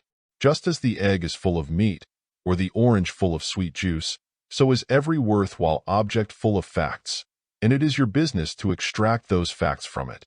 You must attack the observed object from all angles, all sides, not forgetting that everything has two sides, the outside and the inside. You must go to its center and extend your observation to its full circumference. Worthwhile knowledge is the knowledge of facts. Every worthwhile object or subject is full of facts. These facts may be extracted by observation conducted under the principles of scientific analysis, dissection, and separation. You, yourself, have all the elements of an efficient observer within you. It is for you to decide, however, whether you wish to express them. We can merely point out the principles to you. You must do the rest. Concluding our consideration of the general subject of observation, we ask you carefully and earnestly to consider the following true incident in the life of an eminent scientist. The story embodies in it most, if, indeed, not all of the essential elements of efficient perception and purposive observation. If you will grasp the spirit of the story, then will you realize just what observation actually is, in its full meaning. When you comprehend the lesson of this true story, then will you understand the art and science of observation. We advise you to fix well in your memory the essential features of this remarkable story, true as it is in every detail and in its sequel. Here follows the story. How Agassiz taught observation. Louis Agassiz was one of the world's greatest naturalists. Moreover, he was renowned as a teacher of his special branch of science. His pupils were noted for their keen powers of perception, scientific analysis, and synthesis. He could lecture on the subject of an animal of apparently no interest whatsoever, and his audience would listen as if to an entrancing story. This because he knew the really interesting facts about the apparently uninteresting creature and could make others perceive them. He taught his students to know the facts of animal life so well that they frequently were able to reconstruct the picture of an animal from being shown merely a few of its unimportant bones. His advice to his students was, see, observe, remember. Interest is the key to these three doors of knowledge. One day there arrived at Agassiz's laboratory a pupil from a distance. He had traveled far to learn the science of zoology at the school of the master. The great teacher, instead of directing him to study certain textbooks, simply made him take a chair. Placing before the seated student a fish taken from its jar of alcohol, Agassiz told him to observe the creature carefully, noting down on paper every fact he could discover from an examination of its body, without cutting it open or using any instruments. He then excused himself, telling the student to continue at his task until his return. The student was a little piqued at the simplicity of the task. He felt that he knew all about a fish's body, but he cursorily examined the specimen more as a matter of politeness and of duty than from any belief in the value of the task or its result. He examined the fish for about 15 minutes, noting down carefully the few things he perceived concerning its shape, size, conformation, color, etc. Then he waited somewhat impatiently for the teacher's return, but the teacher failed to come back to him. He asked the assistants to find the professor, but they reported that he had seemingly dropped out of sight. However, they advised the student to await his return and to continue the task while doing so. The student was disgusted, to state it mildly. He looked at that fish from nose to tail. He turned it over and looked at the underside of it. He discovered a few additional facts, but very few. He felt that there was no one, even the great teacher, who could discover anything more about that fish. He began to think that he had made a mistake in coming to that particular teacher. The man must be silly to set him at such a task, and then to go away and forget him. He went out for lunch. When he returned, the teacher was still away. The assistants told him that the professor had returned during his absence and had left word for the young man to continue the task set him. Then he became more than disgusted. He was filled with impotent rage. In his anger, he took another look at that despised fish. He grew tired of the monotonous gazing at the creature, and in desperation he began to classify and count its scales. This over with, he drew a picture of the fish in order to pass the time. In making the drawing, he discovered that the fish had no eyelids. Agassiz afterward told him that a pencil is the best of eyes. Continuing with the sketch, he made a number of similar discoveries, and finally began to work up a little interest in the task. He forgot his former weariness and disgust, and the returning teacher found him deeply engrossed in his discoveries concerning the fish. But Agassiz said, "You have missed nearly all the interesting points. Keep on observing." The young man felt a bit disappointed, for he had expected to be commended, but he kept on and was reluctant to leave when called an hour or so later. His interest had begun to awaken. His attention followed interest, and he had begun to manifest purposive observation with concentrated attention. That evening, in his room, the pupil began to think about that fish. He recalled the many facts he had discovered about it, and he began to see where other facts might be sought and found. He became impatient at the slow passage of the time. He longed to be at his work. He had begun to extract facts from that fish, and his intellectual appetite had been sharpened by his success. Attention had awakened interest, and interest has resulted in further and closer attention. He had discovered the endless chain of attention, interest, attention, interest, attention, and so on and on and on. The next day, and for several days thereafter, that student eagerly worked over the same fish. He drew pictures of everything he discovered, and he sought for and wrote down the names of the detected qualities and relations. He had recognized the value of name and form as a working principle of observation. Aided merely by an occasional general suggestion from the teacher, the young man persisted until he knew practically everything there was to be known about the external facts concerning its habits, etc. When he was finally relieved from his task, it was said that he knew more about that particular kind of fish from the outside than any living man except Agassiz himself. A tribute well worthwhile, his fellow students thought. The student, himself, afterward developed into an eminent scientist, and carried into his own work and instruction the fundamental principles which Agassiz had imparted to him in that lesson upon the fish, trifling and tiresome as the task had at first appeared to be. In after years, when he had won renown and fame on his own account, this one-time student said in a public address, after telling the tale, "That was the best zoological lesson I ever had. A lesson whose influence has extended to the details of every subsequent study.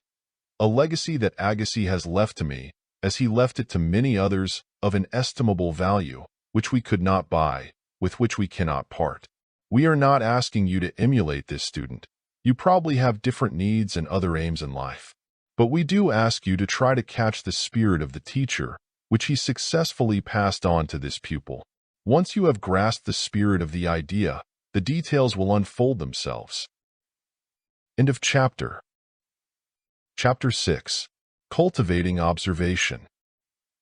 In addition to the general rules concerning observation which we have presented for your consideration, and in addition to that illuminating story of the pupil of Agassiz, we wish to direct your attention to several special exercises designed for the cultivation of the several particular forms of observation concerned with the 5 respective phases of sense perception. These exercises, however, are not presented as cut and dried methods, but rather are given as suggestive illustrations of certain effective forms of exercise and training along the special lines indicated. Sight observation. Exercises for the cultivation and training of perception and observation through the channels of the sense of sight fall into 2 general classes, viz. 1.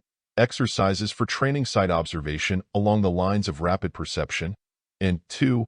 Exercises for training sight observation along the lines of full and comprehensive perception. It will be well for you to train your powers of sight observation along both of these lines. The ideal, of course, being that of comprehensive perception performed as rapidly as is consistent with efficiency. In exercises and methods along the lines of rapid visual perception, the main purpose is to develop the power of seeing clearly as many things or details as possible in one rapid though comprehensive glance.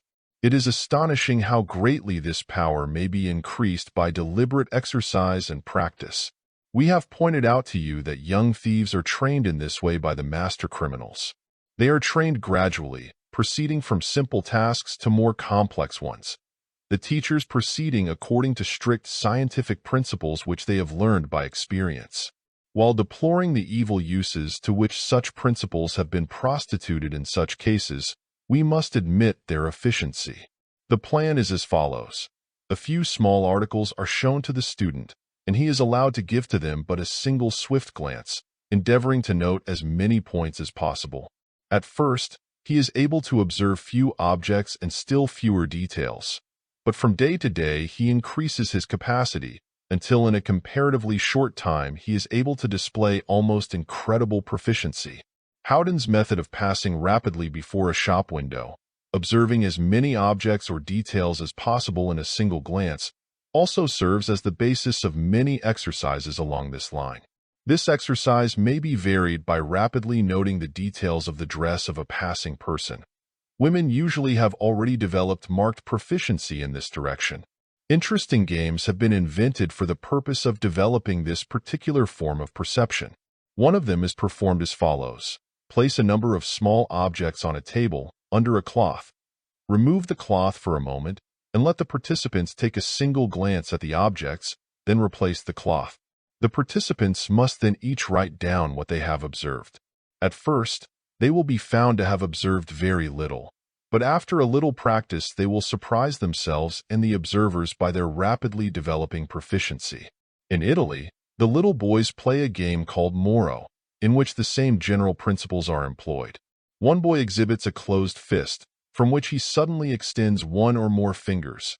The other boy must state instantly the exact number of extended fingers, the penalty for failure being a sharp blow. This sounds as if the task were simple. We suggest that you play the game several times before passing final judgment. In other countries, a similar game is played by the children, the principles of which are as follows. The first child places a number of dried peas or beans in his hand. The closed hand is held before the other child, and then suddenly opened. The observing child must name exactly, and without a moment's hesitation, the number of objects in the hand, the penalty being a sharp slap on the cheek. Games of this kind develop marked powers of rapid sight perception on the part of the gamins playing them, which powers are often of benefit or service to them in the later years.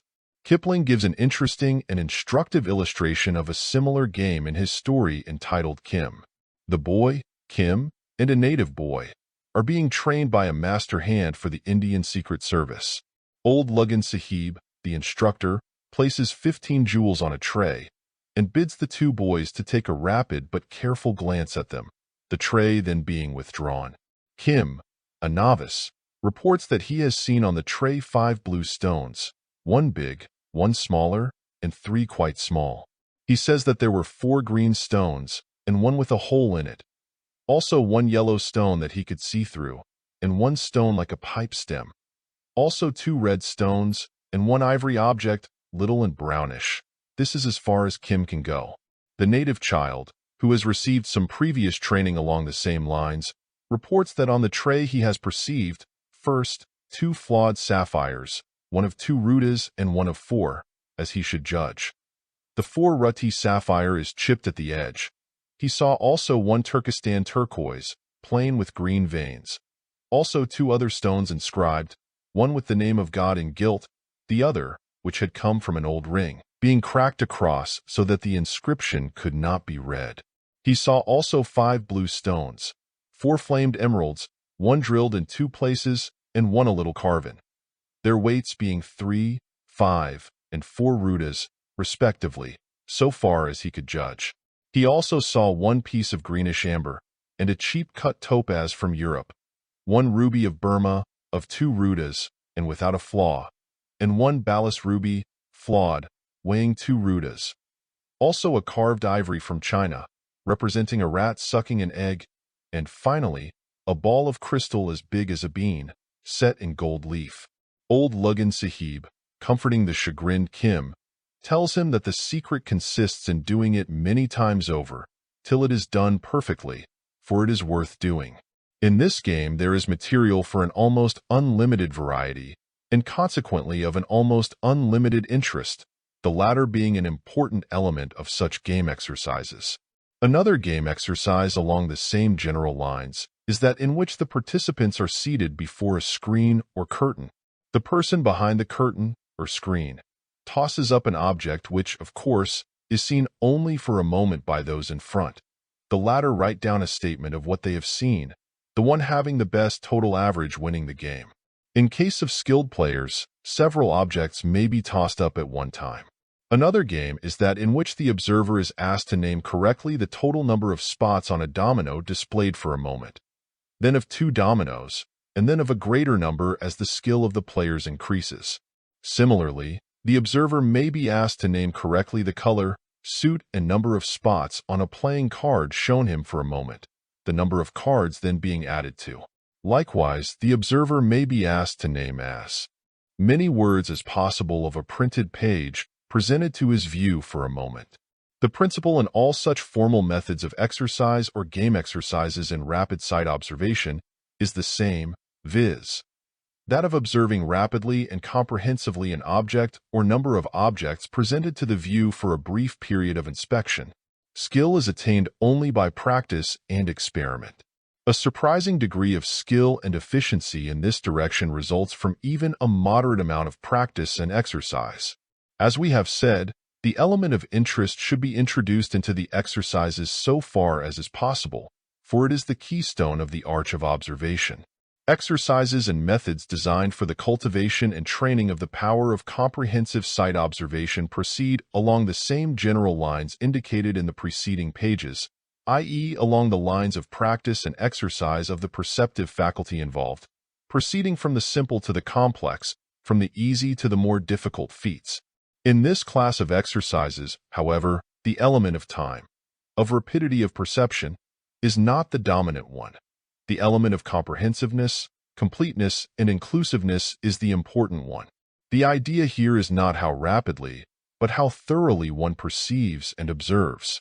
The following typical exercises will illustrate the general principle involved in all methods of this class. Go into a room in which there are no other persons present, taking your time for the observation. Note the details of the room and its furnishings, writing down on paper that which you observe. Take note of the approximate size of the room, its shape, the location of the windows and doors, the alcoves, if any. Then note the details of the papering, the color of the wood of the doors, window frame, and panel. Note the furniture and pictures, the carpets or rugs, and similar items of furnishings or decoration. In short, note anything and everything concerning the room and its contents. A day or so later, repeat the process.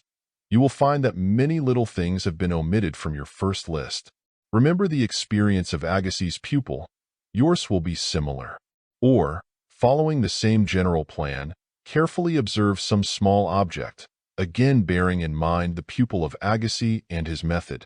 Sometime after, repeat the process and discover how many points you missed the first time.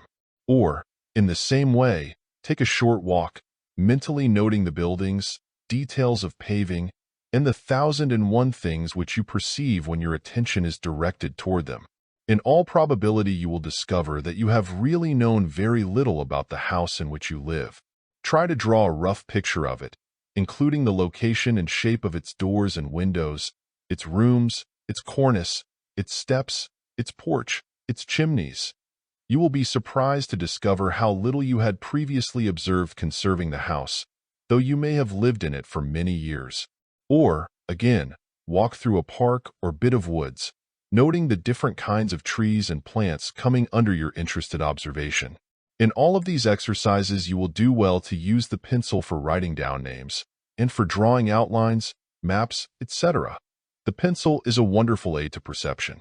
Refer to the previously mentioned statement of Maupassant, in which he tells how Flaubert instructed him in the art of observing persons and things. Note his statement that there are no two things exactly alike. Each thing is a little different.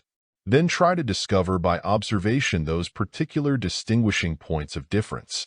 Note also Chester's advice to would-be writers. In it, the same principle is emphasized. Another writer has said that every individual may be described in a single paragraph. Try to so observe that you may write that paragraph concerning the person under observation. Start a paragraph record of your friends and acquaintances. It will be extremely interesting and very instructive. We might fill page after page with exercises and methods of practicing this form of perception and observation through the sense of sight, but the general principle involved in each would be the same. We have sought to impress this principle upon you in the foregoing statements and typical exercises. In practicing the above suggested exercises, or any of your own along the same lines, you must not lose sight of the general rules of observation stated in the preceding section of this book. These rules apply in all cases coming under your observation. Above all, remember the tale of the pupil of Agassiz. Hearing observation. In developing and training perception and observation through the channels of the sense of hearing, the general principles of sight observation should be observed, the only difference being that instead of seeing things attentively, you hear them in that way. Listen to what is going on around you when you wish to exercise and practice in this way. There are plenty of things to hear, if you will turn your attention to them. Refer to the previous section of this book in which we have called your attention to the efficient auditory perception of persons in different occupations requiring the same. This will give you a clearer idea of the character of the tasks you should set yourself in this work. You will not suffer from lack of material for your exercises, never fear. You will learn something by closing your eyes and trying to locate and know things through the attentive sense of hearing. Study the voices of persons, noting their accent, tones, and personal characteristics. You may learn readily to determine the nationality of different speakers, and even to tell from what particular part or section of your own country they have come. Study the sounds of the footsteps of different persons. You will soon discover that there is character in footsteps, as well as mere physical habit. When you attend concerts and musical recitals, practice listening to one particular instrument, shutting from your attention all the other instruments. In short, if you wish to cultivate and train your powers of hearing observation, begin to take an interest in sounds, tones, voices, and other forms of impressions concerned with the sense of hearing. This will set into operation the attention, which in turn will awaken new interest, and so on. Interest is the first step, and probably the most important one. Tasting and smelling observation. We do not think it necessary to go into details concerning the cultivation and training of the power of taste or smell perception and observation. The general principles previously mentioned apply equally in the present case. Interest, attention, use, practice, and exercise. The employment of these will bring the desired end and result. An interesting experiment in taste perception is that in which, while a bottle of perfume is held under his nose, a blindfolded person is asked to distinguish between the taste of several familiar foods placed in his mouth. The distraction of his sense of smell from the food will be found to affect materially the clearness of his taste perception. Testing the sense of smell when the person is blindfolded will also show how poorly that sense is developed in most persons, and at the same time will furnish an excellent method of developing and training that particular sense perception. Blindfold an habitual smoker who is a good judge of tobacco, and also place cotton batting in his nostrils. Then let him try to report the quality of the tobacco he is smoking by taste alone. The result in most cases is surprising. Touch perception and observation should proceed along all of the several lines mentioned in our previous consideration of the sense of touch. You should learn effectively to distinguish between the different perceptions in the following classes, viz. 1. The perception of minute objects or parts of objects. 2. The perception of the details of composition, arrangement, or relations of the parts of objects, including the qualities of hardness, softness, roughness, smoothness, etc. And 3. The perception of differences in temperature. In this connection, practice and exercise directed toward the cultivation and training of the muscular sense is important and interesting. Such exercises and training may proceed along the lines of developing the perception of weight, size, pressure, resistance, form shape, etc., and as well in the development of skill in using tools, instruments, and similar appliances. Manual training in all of its forms is valuable training, not only in itself and for its immediate results, but also by reason of the fact that it tends to develop and train certain very important brain areas, and thus to render one more generally efficient along many lines of mental work and activity. Expectant attention. Your consideration of the subject of the training and cultivation of efficient perception and observation will be incomplete if you fail to note the part expectant attention plays in the process of perception. Let us illustrate expectant attention as follows. You have read the preceding page. Did you notice whether the letter M occurred frequently or seldom in its lines? Did that letter appear there at all? You cannot answer these questions without referring to the page itself. You are not looking for M's, and so cannot with certainty say anything concerning the appearance of that letter on that particular page. Now then, glance over the page, with the letter M in mind, and note how this letter literally stands out in each line. Why? Because you are looking for it this time. Your expectant attention has been directed toward it. The above illustrates the principle of expectant attention, i.e. that we see that for which we look, and which is in our mind. The moral is, keep in mind that which you are looking for. This is the mental preparation for the perceptive task, and should be noted and applied in every deliberate act of attention and perception, as well as in all manifestation of observation. As Case says, the mind, as well as the eye, perceives only that which it possesses the power to perceive. You daily fail to perceive many things simply because you have not prepared your mind to look for them and to recognize them when they are found.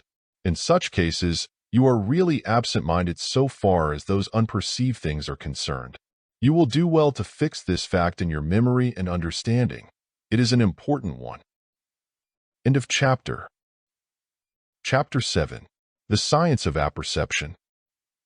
In our foregoing consideration of the subject of perception, we have confined ourselves to that general phase of the subject which is concerned chiefly with the perception of the qualities, properties, and attributes of the objects under consideration. That phase of the subject comprises practically all that is usually included in the category of perception.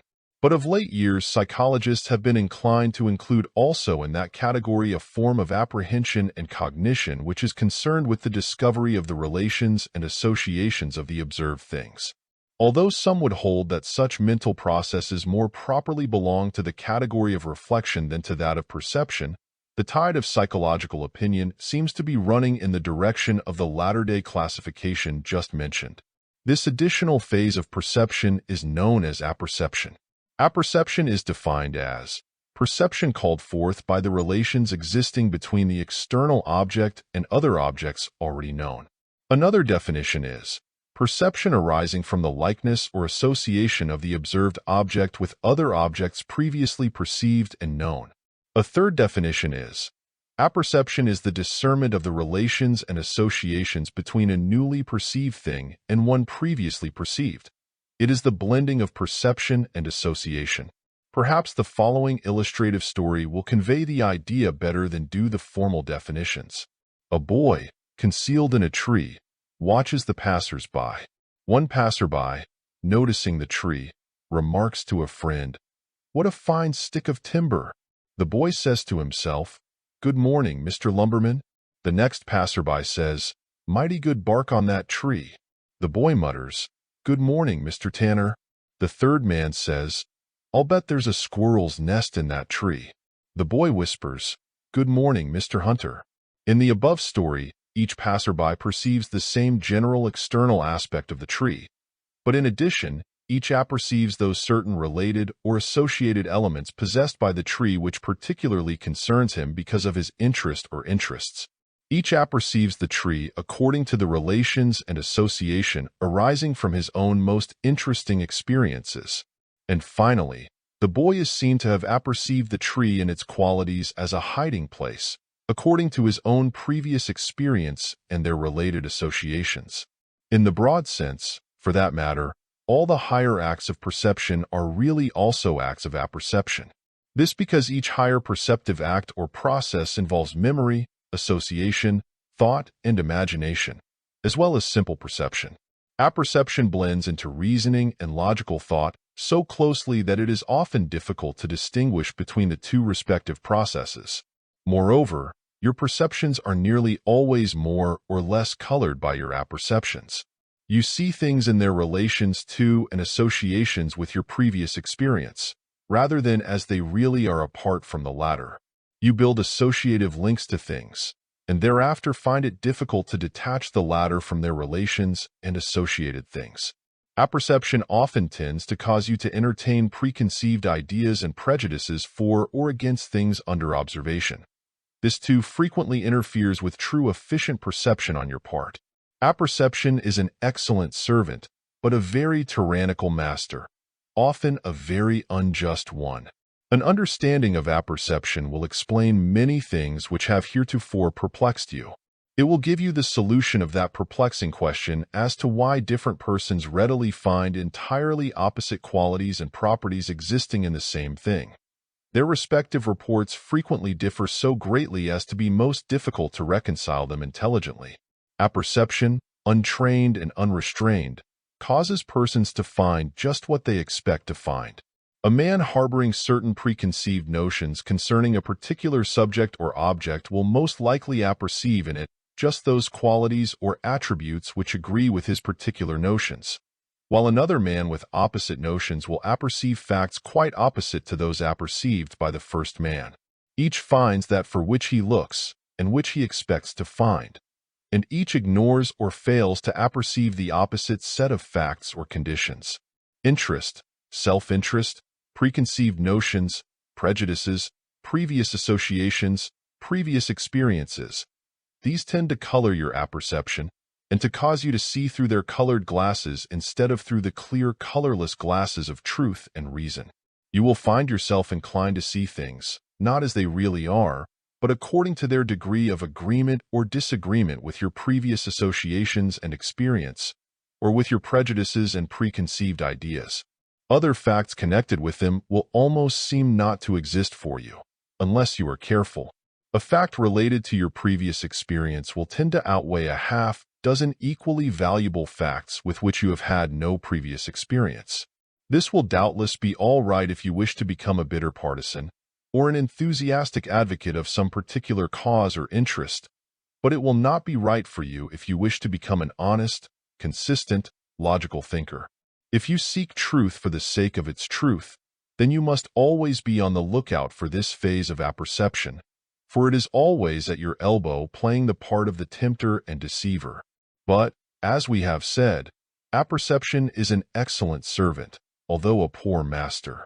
You may set it to efficient work as a servant by impressing it with the strong idea of the general direction of your search for knowledge, by fixing strongly upon it the idea of the special or general class of information for which you are seeking, and then bidding it to discover facts in accord and harmony with them, and with the things which will aid and serve your general purpose and aim. Apperception so trained will invariably and inevitably seek out the desired related or associated facts for you, whenever they abide in the object or subject under observation or investigation. It will always seek to discover for you the facts related to or associated with your main purposes and aims. It will do this by the force of interested attention, concentration, and subconscious mentation. Moreover, by your understanding of the principles of apperception, you will be able to acquire knowledge of the right kind, and in a logical manner. By learning the correct basic principles of any subject which you wish to master, and by setting these before your attention in the proper manner, you tend to arouse the power of apperception, and to direct it toward the building of a logical and scientific structure of thought upon the solid foundations which you have exhibited to it. In such cases, apperception will eagerly search for facts with which to build the structure. It will seek for them in almost every act of simple perception. It will seek in every experience something which will fit into the structure. It will seek this material as the essential facts of experience, and will lightly pass over the non-essentials. Trained and well-directed apperception stands by, always eager to pounce upon any presented facts which it believes to be directly associated with and related to the general structure of your thought and feelings. If you wish for an actual illustration of this action on the part of the faculty of apperception, this power which seeks to aid and assist you in your pursuit of knowledge and information, you will find many such within your own everyday experience. A little exercise of the memory will show you that whenever you have begun to become specially interested in an object or subject, there has begun to be manifested a peculiar awakening of something within you which displayed great eagerness to discover and uncover facts, details, relations, and associations concerning the subject or object of your interest. You will find that your attention frequently was suddenly directed to and caught by some item in a newspaper or magazine, or some portion of a book, which had a direct or indirect relation to or association with that subject or object. In fact, you will find it was difficult for you to pick up any newspaper, magazine, or book without finding such related or associated information, even though you might have read its pages several times before without discovering any such thing in it. You will find that your world of experience then extended its boundaries rapidly in the locality of that special object or subject of your interest. A new world of facts was discovered by you, and a new body of relations and associations was uncovered for you. That something within you is an excellent servant, an untiring worker in your interest. It will work even while you are asleep, for it proceeds along subconscious, as well as conscious, lines of activity. This power of apperception, once set to work by you in a definite direction and with a well-defined purpose, will call to its aid the powers of memory and constructive imagination as well as those of perception and observation. It will be well for you to come to an understanding with your faculty of apperception and to issue your commands to it. But you should always retain the mastery of it, for while it is an excellent servant, it will develop into a tyrannical master if you surrender control to it. It is but a tool and instrument for the use of that master which you, yourself, should always be in your world of experience. The faculty of apperception is essentially concerned with the establishment of relations and associations between a newly perceived fact and other facts previously perceived and already known. Apperception is a relating activity. Apperception has well been described as the combining activity of the mind that brings order and harmony into our mental life by transforming the consciousness of related facts into the consciousness of relations. Perception brings to you the apprehension of particular facts actually related and associated, but apperception is required before you may discern such relationship and association. When it is remembered that thought is concerned largely with the discovery of the relations between different particular things, the importance of apperception begins to be realized. Apperception also may be said to be that phase of thought by which you perceive and discern the relations existing between the different items of knowledge existing in your inner world of experience. Two separate known facts may have places in your world of experience, having been placed there by perception, but you may not be consciously aware of any relation or association existing between them.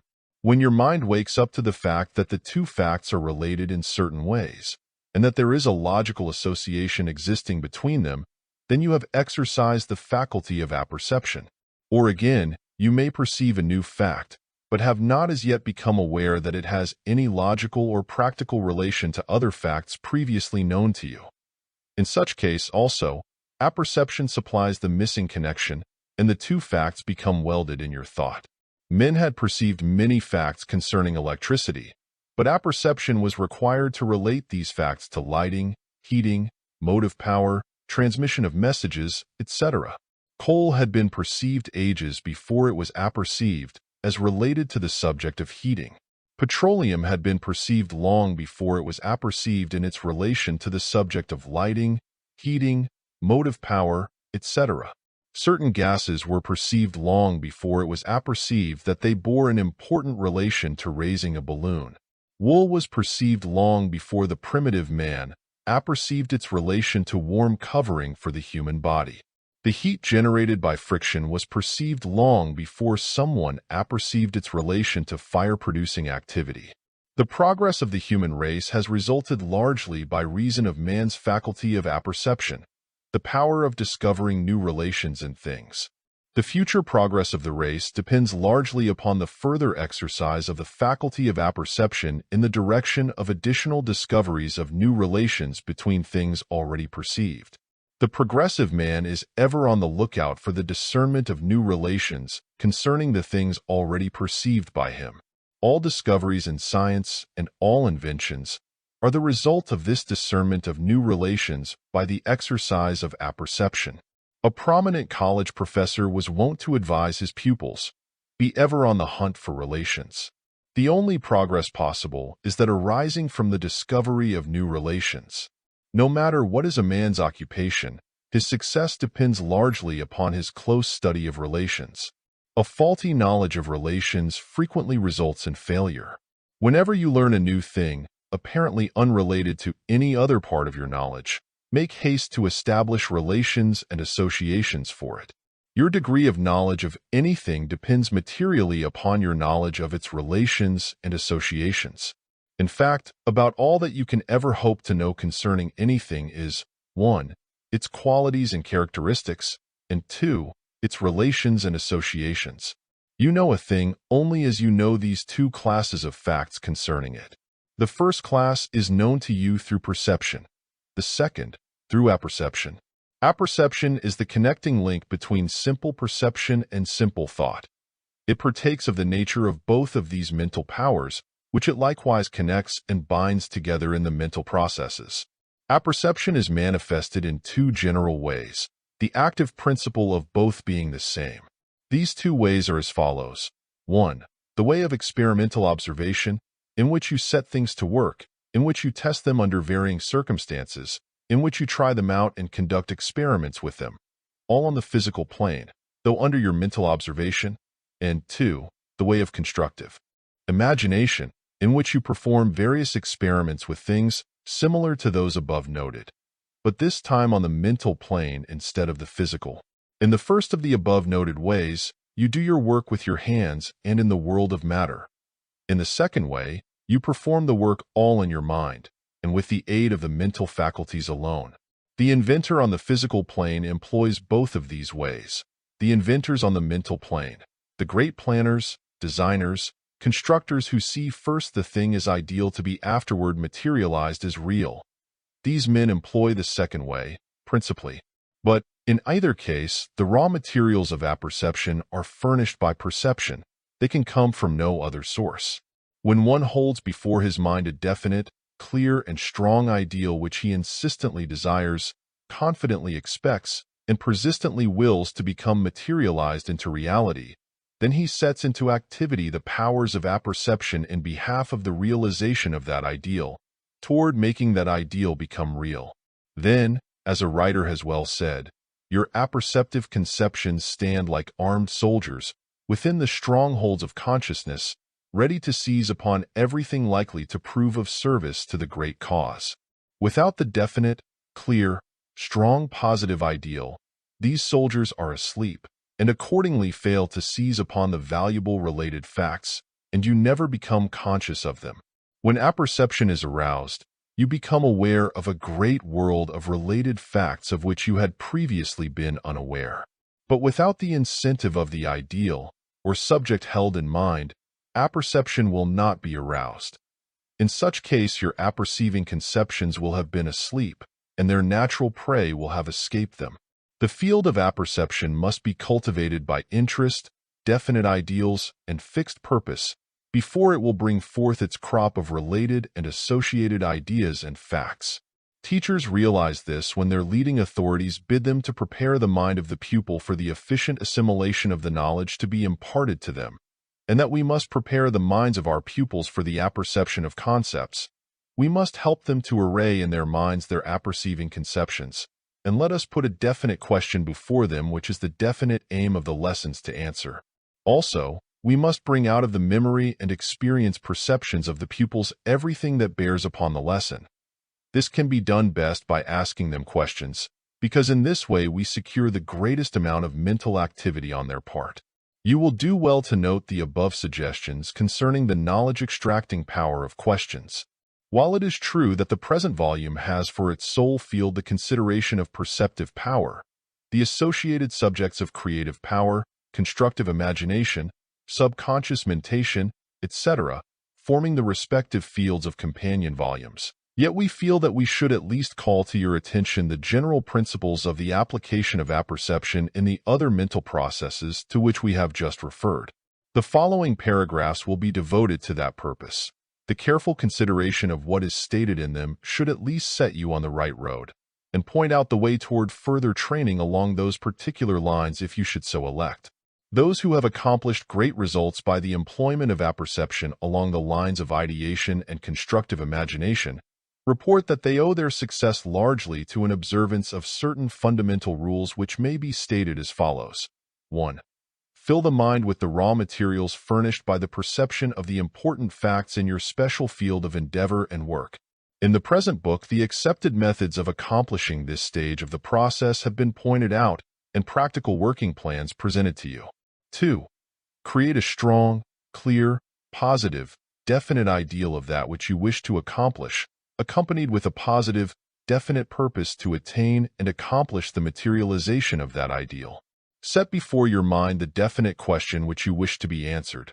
Make the demand that your mind shall answer that question by means of bringing out from the great storehouse of memory the related and associated concepts and facts which have been placed there by perception, and by means of causing the constructive imagination to picture these concepts and facts in new orders, combinations, and arrangements, so as to conduct an effective process of mental testing, trying out, and experimentation. 3. By means of your definite ideals, insistent desire, confident expectation, and persistent determination, set into operation the activities of the great planes of subconscious mentation which are at your disposal, and which will readily respond to the demand. By doing this, you will start that process of unconscious rumination which all great inventors and discoverers in any field have experienced.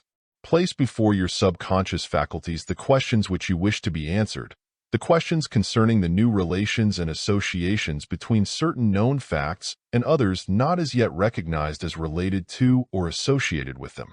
4. From time to time, indulge in the mental process of reverie. Go into the silence, as some of our metaphysical friends call it, not into a condition of daydreaming, but rather that of a state of shutting out outside perceptions so as to concentrate the attention upon the inner field of apperception. Some advise that this process should be undertaken at the same hour on each successive day, until the problem is solved.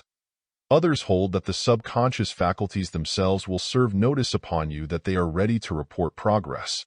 In either case, at such times you should roll over in your mind the question before you, discovering just what relations and associations you know concerning the thing in question, and seeking to discover at least the general direction of other relations and associations.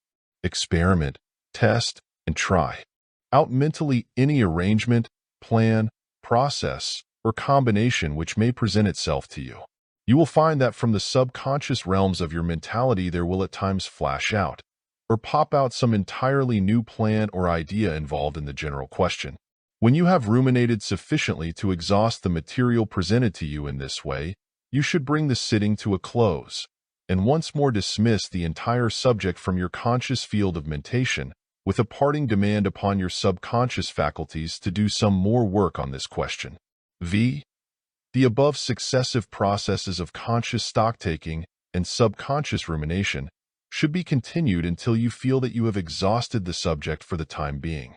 Then, take a rest, at least so far as is concerned your conscious field of mentation. Your subconscious field will continue at work, as you will discover when you consult it again after your interval of rest. If this process and method should seem somewhat fantastical to you, rest assured that the reports coming from some of the most practical and hard-headed workers along the lines of invention and discovery in many different fields of human endeavor show that they have followed some such plan and method, although they may use different terms in which to express it. The essence of the above rules may be expressed as follows. In your world of experience, you have stored away thousands of facts and ideas composed of the raw materials of your perception. They are all there, though you may have apparently forgotten many of them. All that is needed is the discovery and discernment of the connecting links of relation and association. These will prove to be the loose ends by means of which you may unravel the ball of subconscious memory. By employing the above methods of apperceptive subconsciousing, you will bring to the surface of consciousness these missing facts and ideas, and in addition, your constructive imagination will work over into new combinations and arrangements of relation and association the materials sent up from the subconscious storehouse of memory. But, last as first, the materials supplied by perception constitute the entire materials of which your world of experience is constructed. Remember that here, as elsewhere, you can get out of anything only what has been put into it. Therefore, proceed to cultivate efficient apperception by first developing efficient perception. The working materials of apperception are but the combined elements deposited in the subconscious by the processes of perception. Apperception can uncover only that which has previously been registered in the mind by perception. Apperception works up the raw materials of perception into more complex forms of percepts or concepts. End of chapter. Chapter 8. The Power of Attention. We wish now to direct your attention to that wonderful power of the mind which is known as attention, and to indicate to you certain fundamental laws of its activity. Attention is defined as the mental act, process, or faculty of application to any object of sense, representation, or thought, or the act of concentrating the mind on any object of sense or on any mental conception. A more technical definition is consciousness concentrated in order intellectually to conquer a particular object or subject. The scientific conception of attention is well illustrated by the following celebrated statement of Sir William Hamilton. Attention is consciousness, and something more. It is consciousness voluntarily applied, under its law of limitations, to some determinate object. It is consciousness concentrated. Attention is consciousness applied by an act of will or desire under a particular law. This law, which we call the law of limitation, is that the intention of our knowledge is in the inverse ratio of its extension. In other words, that the fewer the objects we consider at once, the clearer and more distinct will be our knowledge of them. An act of attention, that is an act of concentration, seems as necessary to every exertion of consciousness, as a certain contraction of the pupil is requisite to every exertion of vision. Attention is to consciousness what the contraction of the pupil is to sight, or to the eye of the mind what the microscope or telescope is to the bodily eye. The faculty of attention is not, therefore, a special faculty, but is merely consciousness acting under the law of limitation to which it is subjected. But whatever be its relation to the special faculties, attention doubles all their efficiency and affords them a power of which they would otherwise be destitute. It is, in fact, as we are at present constituted, the primary condition of their activity. Attention, then, is that action of the mind whereby it brings into consciousness any subject or object to which that action is directed. It is the focusing of consciousness, or, some prefer to say, it is a detention in consciousness. The sun's rays may be scattered over a large surface, and its heat scarcely be perceptible. Or, on the other hand, they may be focused through a sunglass to such an extent that they burn a hole in a piece of hard wood. In the same way, you may spread your consciousness over a number of objects, and thus become but dimly aware of any of them. And on the other hand, you may concentrate and focus your consciousness by an act of attention, so as to become most intensely and most vividly aware of the facts concerning that object. As Hamilton has said in the above-quoted statement, the fewer objects we consider at once, the clearer and more distinct will be our knowledge of them. Psychologists usually divide the activities of attention into two general classes, viz. 1. Involuntary attention, and 2. Voluntary attention. Involuntary attention is that form of attention which you give to the passing objects which arouse your interest or curiosity, or even by your passing notice. Your attention is attracted easily to such objects or events without any effort on your part. This form of attention is an almost automatic, instinctive, or purely reflex action arising from the stimulation of the senses or appeal to the feelings. No effort of the will is required in such cases. In fact, it often requires a distinct effort of the will to direct the attention away from such distracting sensations or feelings. Young children, even infants, and the lower animals manifest involuntary attention to a marked degree. In fact, it is held that very young children are incapable of any other form of attention. Uncultured persons manifest but very little attention other than this. Many persons who have failed to cultivate voluntary attention properly get but slightly beyond the stage of involuntary attention at any time.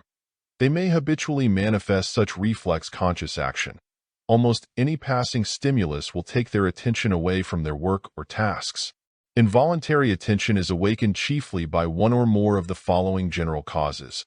1. Present enjoyment or pleasurable sensation. The attentive process continuing merely so long as the sensation affords pleasure. The same rule applies to pain and painful sensations. 2. Curiosity or curious interest. The attentive process continuing merely so long as the curiosity remains unsatisfied. 3. Novelty or unexplained objects or events. The attentive process continuing merely so long as the explanation is lacking or until the novelty passes away. 4. Sudden impressions upon the senses, such as sudden and startling movements, sights, or sounds. The attentive process continuing merely so long as the sudden and startling quality of the sensation persists. 5. Intensity of sensation, such as that arising from a flash of lightning, an explosion, loud speaking or cries, or any similar intensely exciting object or event reported by sensation. The distinguishing characteristic of involuntary attention of any and all forms is this. It is called forth by the influence on the mind directly exerted by an external object or event itself. It is not directed by conscious will. Its activity is practically automatic, instinctive, or reflex, and not voluntary or deliberate. Voluntary attention is that form of attention which you give to objects or subjects selected or determined by your reason, and which is directed by an act of your will accompanied by more or less sense of mental effort. It is always consciously directed to some object or subject of your own selection, and is always manifested with at least a slight degree of the peculiar sense of conscious effort which distinguishes all will activities. This characteristic sense of conscious voluntary direction and effort is the test between the activities of voluntary attention and involuntary attention. It is always present in the former and always lacking in the latter. By many of the best psychologists, voluntary attention is regarded as one of the most important and one of the most characteristic activities of the will. Voluntary attention is one of the leading characteristics of individuals manifesting marked willpower, men of culture and practical mental development, students who succeed, successful men of affairs, inventors, discoverers, in short, of men and women who are mental masters instead of mental slaves. It is a mark of experience, reasoning power, and willpower. It distinguishes the individuals of deliberation, of determination, of purposive resolution. To develop it in children is one of the first, and often the most difficult, of the tasks of the teacher. It may be stated as a general principle or rule that every individual who has accomplished anything worthwhile in any field of voluntary endeavor has done so largely by his or her developed and trained powers of voluntary attention. It may be stated with equal certainty that no individual, lacking in development of the power of voluntary attention, ever has accomplished anything worthwhile in the field of voluntary endeavor so long as such lack persists. The distinguishing characteristic of voluntary attention of any and of all forms is this. It is called forth not by the direct influence upon the mind exerted by an external object or event itself, but instead by the influence exerted upon the mind by reason of the perceived relation existing between the observed subject, object, or event and something else which in and of itself attracts the thought, feeling, and will by reason of its own qualities. There must always be an attraction calling forth attention, it is true, but in involuntary attention the attraction is direct, while in voluntary attention it is indirect. Involuntary attention acts in direct response to a simple feeling, while voluntary attention acts because of a purpose or determination to do, to know, or to attain something. Involuntary attention is elementary and instinctive. Voluntary attention is derivative and complex and is an acquired faculty. The former moves to satisfy a simple feeling. The latter moves to accomplish a purpose based upon the satisfaction of a higher, deeper, and more complex feeling. The former is superficial and transient. The latter is more fundamental and stable. From this point, our consideration of attention shall be confined to voluntary attention, for that is the phase and form of attention which you must develop, cultivate, and train in order to attain to that phase of personal power which is the subject matter of this book, i.e. perceptive power. Voluntary attention and sensation.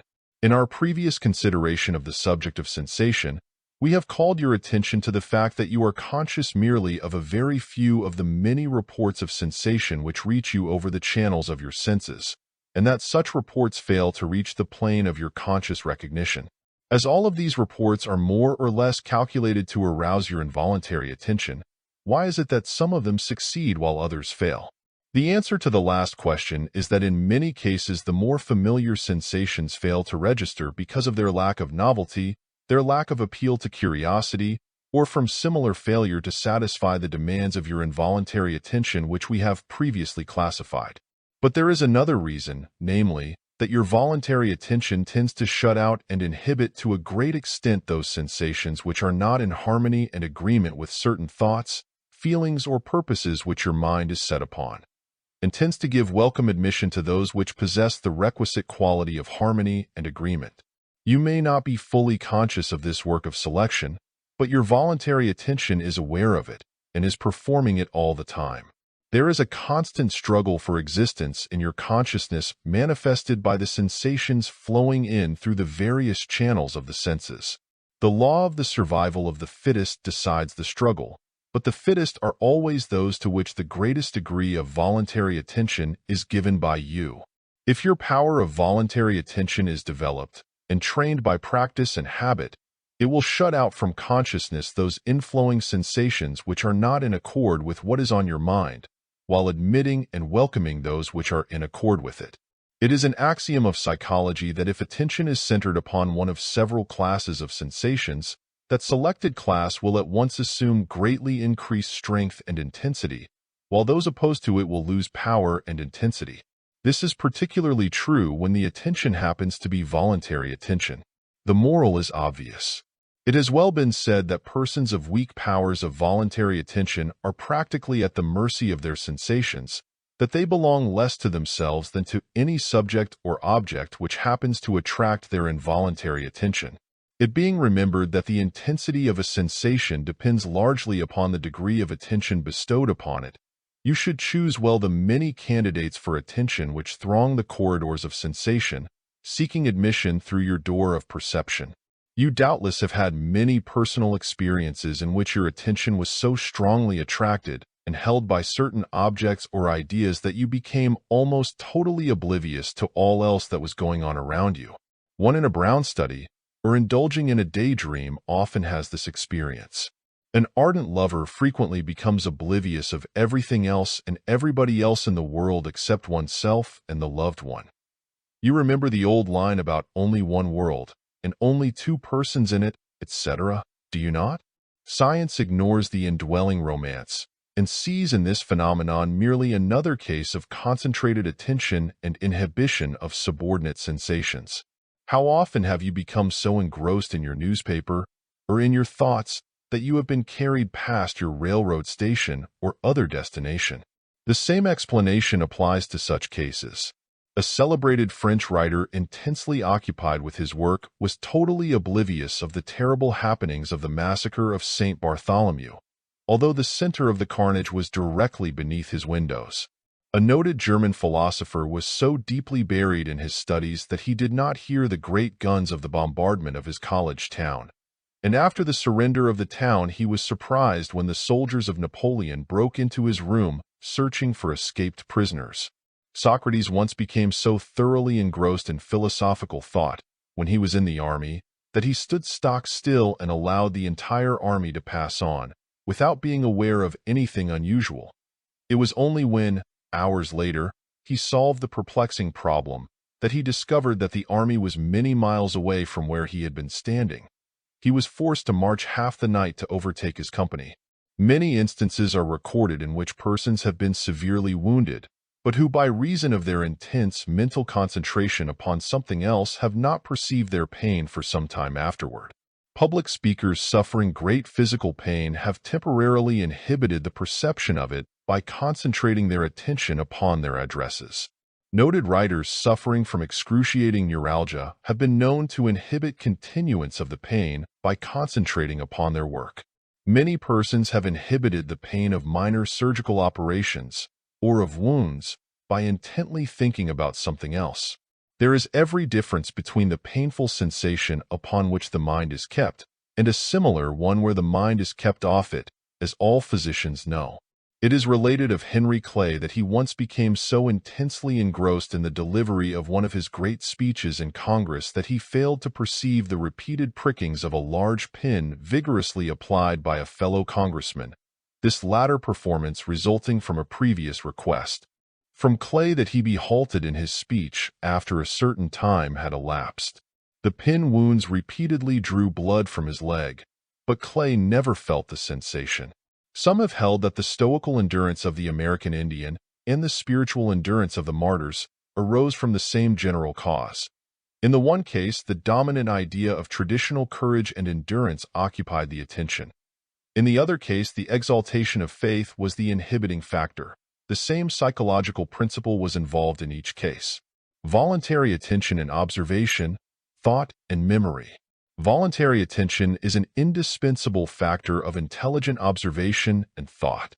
What we actually perceive and observe concerning any subject or object depends almost entirely upon the degree of voluntary attention that we bestow upon it.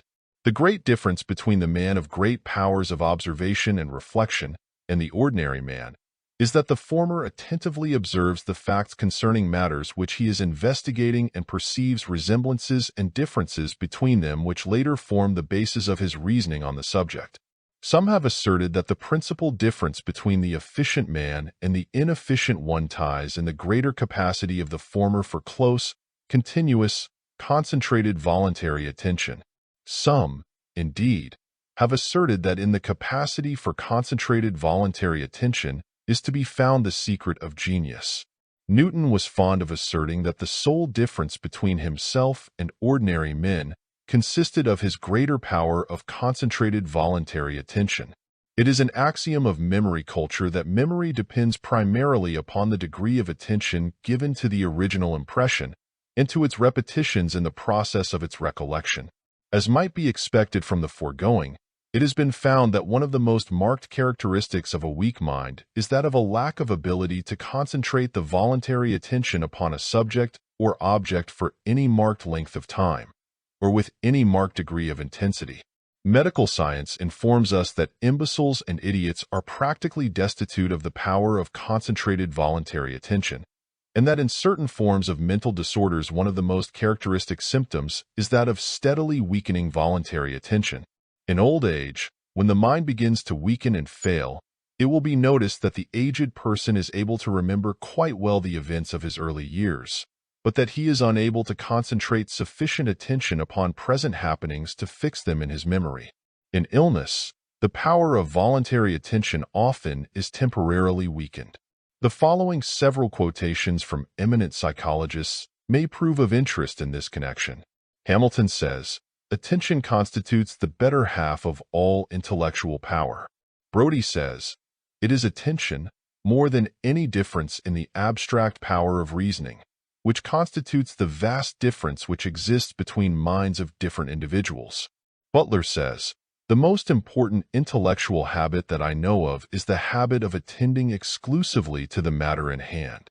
It is commonly said that genius cannot be infused by education, yet this power of concentrated attention, which belongs as a part of his gift to every great discoverer, is unquestionably capable of almost indefinite augmentation by resolute practice." The laws of voluntary attention. The following are the most general and important laws of voluntary attention. 1. The value of interest. Attention attaches itself more easily to interesting subjects or objects. It rebels against attachment to uninteresting subjects or objects. The greater the degree of interest that exists, or can be created, in a subject or object to which it is desired that attention shall attach itself, the greater the ease with which attention is directed towards such, and the greater the ease in holding it there. But, where interest is originally lacking in the subject or object of attention, it may be created by associating these with other subjects or objects in which interest abides, or else by examining the original subject or object for possible points of interest, the latter usually being discovered in the course of the examination, or else being awakened by the latter. 2. Variety of stimulus. Attention tends to decline and weaken if the original stimulus remains unvaried and becomes monotonous. Novelty in an object or subject tends to awaken interest and thus to give intensity to attention. When the novelty vanishes, interest wanes, and attention loses its stimulus. The remedy is found in so conducting the observation as gradually to unfold new attributes in the subject or object, or else by changing the viewpoint so as to present the subject or object from a new angle of interest. The discovery of new attributes, properties, qualities, or associations in objects or subjects under consideration will usually awaken new interest, and as a consequence, renewed attention. Such process of awakening new interest, at the same time, tends to vary the stimulus and to add variety to the mental task. 3. Physical strain. When attention is directed constantly toward a certain object or subject for too long a period of time, the nervous system, including the brain cells, become wearied and their efficiency becomes temporarily impaired. The remedy for this is found in the method of dividing the subject or object into mental sections or classes, each class or section being observed, examined, or considered separately, the attention then being directed to the next section or class when signs of weariness manifest themselves. By breaking up the process in this way, you obtain not only the relief from the physical strain, but also add new interest, varying stimulus, and a better impression upon the memory. 4. Resting attention. When voluntary attention becomes wearied from too constant application to a certain task, it should be rested. But it is not necessary to give it the rest of an entire absence of attention to any object or subject, as in sleep, drowsiness, or similar states, though of course a normal amount of sleep is necessary for health and efficiency. The voluntary attention, or rather your powers of voluntary attention, may be effectively rested by several methods. The two most important are the following. 1. By directing the voluntary attention into entirely different channels, or 2. By withdrawing the voluntary effort and allowing involuntary attention to occupy the field for a time. The reason for each of these methods is given in the following paragraphs. A. By directing the voluntary attention into different channels, you bring variety, new interest, and a new stimulus into play. The mental spirit of attention is invigorated and re-energized, and your physical nervous system and brain cells are rested by reason of the change of the direction of the attention. Many busy men rest themselves by changing their mental tasks from time to time under this method, by thinking of something else. B. By allowing involuntary attention to exert itself for the time, such as by looking out of the window, light reading, taking a walk, playing an out-of-door game, attending a play or movie picture, you obtain rest under this second method. This also being true if you indulge in a reverie or daydream, allowing imagination full sway for the time being. Some of the brightest thinkers have rested themselves after periods of intense application of voluntary attention by reading light stories or detective tales, by playing simple games or romping with the children, or by similar forms of diversion. End of chapter. Chapter 9. Mental concentration. You have heard much of the value and importance of mental concentration. You have in a general way realized that it plays an important part in all perceptive and reasoning processes. You doubtless have felt at times that you lack the power of mental concentration, or, at least, that it would be well if your powers of this kind were more highly developed. You have felt strongly, particularly when your mind has manifested a decided tendency to wander away from the subject or object under consideration, that a greater degree of mental concentration on your part would be very desirable. But, in all probability, you have never stopped to consider just what this power really is. We trust that when you have finished the reading and study of this part of our book, you will have a clearer and more definite idea of the nature and meaning of mental concentration, and a better understanding of the methods whereby it may be developed and employed. The term concentration, in its general sense, means the act or process of bringing, coming, approaching, or directing toward a common point or center, or of bringing to or meeting in one point. Mental concentration, then, is bringing and holding the mind to one point, of focusing its powers upon a central point. As the average person would express it, it is keeping one's mind on the subject, The ancient Oriental philosophers called it keeping the mind one-pointed. Mental concentration, however, is not a special faculty or power of the mind. It is simply a high degree of voluntary attention. It is voluntary attention manifested in a positive manner, in a quite definite direction, and with a clearly defined purpose.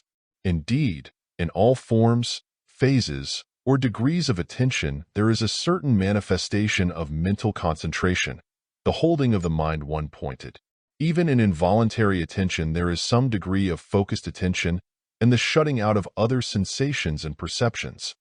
For example, the child gazing with fascination upon the passing procession, upon the organ grinder and his monkey, or upon the window of the toy store or candy shop. In voluntary attention, there is a still greater degree of mental concentration, a greater contraction of the field of consciousness, and a greater limitation of the scope of observation. In the popular conception, the idea of mental concentration is usually associated with the process of holding the mind rigidly and immovably fixed upon some one point. This conception is erroneous. Such a process would soon result in a state of self-hypnosis, and hypnosis would then be the achievement of the highest degree of mental concentration. Such process would have as its end and aim the thinking of nothing, for the attention so held would speedily develop a state of dim consciousness, soon passing into semi-consciousness, and finally into unconsciousness. Mental concentration, in the true sense, is not this process of thinking of nothing, but rather that of intensive thinking of some one subject or object in its various phases, accompanied by an inhibition or shutting out of other impressions and other thoughts. Mental concentration consists of the three following elements, viz. 1. The application of earnest voluntary attention upon one particular subject or object. 2. The application of perception, observation, apperception, and thought upon that subject or object, with the determined and definite purpose of extracting from it all possible information concerning its qualities and relations. 3. The restriction and limitation of the field of attention by means of a determined inhibition or shutting out of other sensations, perceptions, and thoughts. This third element, usually ignored in popular thought on the subject of mental concentration, is really the characteristic and most essential element involved in the process. Mental concentration calls into action the power of the will. For that matter, voluntary attention, as its name indicates, is distinctly an act of will. Mental concentration, as we have said, is merely an intensive form of voluntary attention. It is voluntary attention, only a little more so. In ordinary voluntary attention, the will acts so as to direct and hold the attention upon a particular subject or object.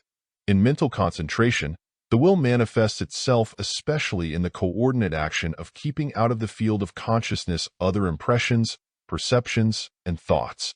In this dual action there is obtained, 1. Keeping in mind the selected subject or object, and 2. Keeping out of the mind all other subjects or objects.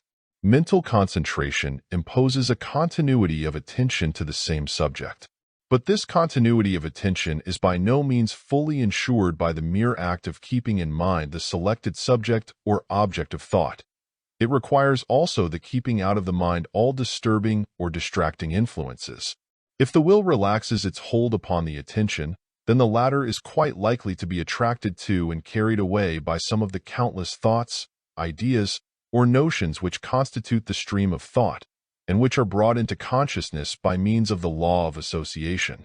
In order to secure efficient mental concentration, the will must be trained to prevent the attention from being seduced, allured, enticed, decoyed, inveigled, and led astray by attractive passing thoughts. Gordy brings out this idea very clearly in the following passage. As you use your will to give your attention to geometry, although it attracts you less than a number of other subjects, so if you really study it, you will use your will to prevent your mind from being dragged away from it by the interests that are constantly importuning you. He who possesses this power in a high degree possesses in a high degree the power of voluntary attention, to give steadiness to the mind, to prevent it from going capriciously here and there under the influence of the interests that happen to be present at the particular moment. The secret of mental concentrations, then, is seen to consist of the manifestation of its essential characteristic, the added characteristic superimposed upon those of ordinary voluntary attention, namely, that of keeping out, shutting out, or inhibiting the influence of distracting, disturbing, and diverting outside thought or other ideas. Voluntary attention, once directed and held by the will upon a certain object or subject, will readily permit the efficient activity of perception, apperception, and thought, provided that by mental concentration the other or outside attractions are shut out and kept out of consciousness. We ask you to consider carefully and to fix in your mind this fact of the importance of the shutting out and keeping out process. If you will acquire the knack of this keeping out and shutting out process, you will have mastered the art and science of mental concentration, for voluntary attention will do the rest for you. A writer on the subject of practical psychology has aptly compared this shutting out process to the act of placing blinkers on a horse. The blinkers prevent the horse from seeing things which are likely to disturb, distract, or divert his attention from his business of life. They shut out and keep out the sensations and perceptions of other and outside things. They narrow his field of attention and therefore limit and concentrate his area of present consciousness. They render him practically blind to distracting, diverting, and disturbing sights. Hence they are sometimes called blinders and are defined as leather screens on the bridle, serving to hinder a horse from seeing objects at the side. If you wish to develop your power of mental concentration, you should acquire the knack of applying these mental blinkers or blinders, and should habituate yourself to their employment at times in which concentrated thought is desirable. Mental concentration is a valuable instrument of efficient perception, observation, and thought. Its value arises from the fact expressed in that axiom of psychology which states that the fewer the objects observed at one time, the greater is the intensity of the concentrated voluntary attention employed in the observation. It greatly magnifies the powers of the perceptive and reflective faculties of the mind, because it diminishes the area of the field of attention. It gives a steadiness to the mind, and bestows a wonderfully increased power of accomplishment upon the faculties involved in the mental processes. In one way, mental concentration may be compared to the microscope which makes mentally visible the minute details of the observed object. In another way, it may be compared to the telescope which brings the observed object nearer to the eye of the mind. The best way of beginning to develop mental concentration is that of acquiring the habit of thinking of or doing but one thing at a time. Such habit, in itself, is valuable and tends directly toward efficiency and economy of thought. The opposite habit results in squandering time and energy. Many prominent men have testified to the value of attending to but one thing at a time, giving to it the undivided attention for the time being, then withdrawing that attention completely and focusing it upon the next thing to be observed or considered. Lai says, "It is necessary in mental concentration that one single impression at a time shall be imprinted on the sensorium, and that the elements of the sensorium themselves shall be in a kind of silence and receptive calm."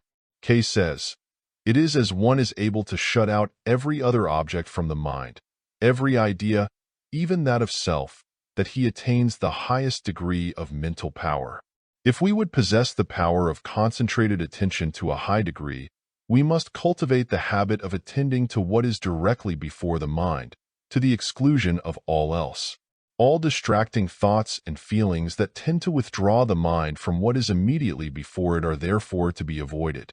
This habit of attending to but one thing at a time has, also, another valuable feature, i.e., that of enabling you to put out of your mind, to shut out and keep out of mind the subject or object which you previously have been considering but which you have now laid aside for the time being. By means of this habit, you are enabled to put that subject or object into its appropriate compartment of the mind, to shut that compartment and to keep it closed until you once more wish to examine its contents. With all the other mental compartments closed, you will be able to examine, consider, and decide upon the contents of the particular one which you have now before you. This ability to put aside subjects and objects of thought when one is through with his present consideration of them, this shutting the particular compartment of the mind containing them, is one of the marked powers of men and women who have attained prominence in the various fields of human endeavor. Many prominent persons analyzing the causes of their success in efficient perception, observation, thought and action, have attributed it largely to this power which they have acquired by practice and through habit. To be able to take your mind off a thing when you are through with it is quite as important as to be able to put your mind on a thing when you wish to observe or consider it. We advise you to acquire, by practice and exercise, the faculty and habit of attending to but one thing at a time, and that of passing from that thing to another when you wish to do so, with ease and facility, but never carrying the loose end of thought of one thing over into the thought of the next thing. Napoleon, that great master of mental concentration, frequently said that his mind was like a great chest of many drawers. When he wished to consider the contents of any particular drawer, he pulled it out. When he was through considering these, he closed the drawer, and then kept it closed until he wished to open it once more for a definite purpose. He was careful not to mix the contents of the respective drawers, and he never had two drawers opened at the same time. The senior J. Pierpont Morgan is said to have developed by training a similarly efficient mind. When he was considering a subject, he regarded it with absolute mental concentration. When the consideration was concluded, he dismissed it completely from his field of conscious attention and turned to some other subject. Granville said, "A frequent cause of failure in the faculty of concentrated attention is that of striving to think of more than one thing at a time." Beattie says, "While employed on any one subject, our thoughts should not wander to another. This rule holds good of our rest, play, or recreation, as well as of our work. When we go to the fields of exercise, we should leave all our speculations behind. Otherwise, we will fatigue the body and distract the mind, and will confirm ourselves in those habits of inattention which, when persisted in, constitute what is called an absent-minded person. What at first may seem an exception to the rule of mental concentration is found in the fact that often one finds himself better able to concentrate upon a subject or object when his attention is faintly stirred by something else, by something of but slight interest, such as, for instance, a dull sermon, a piece of light music, or the voices of persons engaged in idle or light conversation. This apparent exception, however, when rightly understood, is really a verification of the rule rather than an exception to it.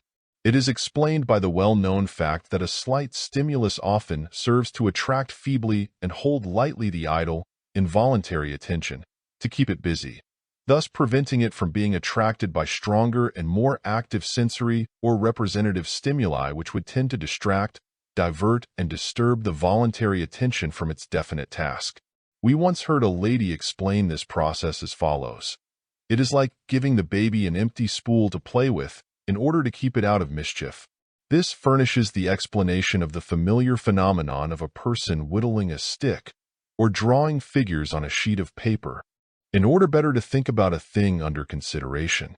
It also gives the reason for the fact that many a time, while listening to a dull sermon, uninteresting lecture, or tiresome play, one is able to think out certain problems or questions which have previously been too much for him.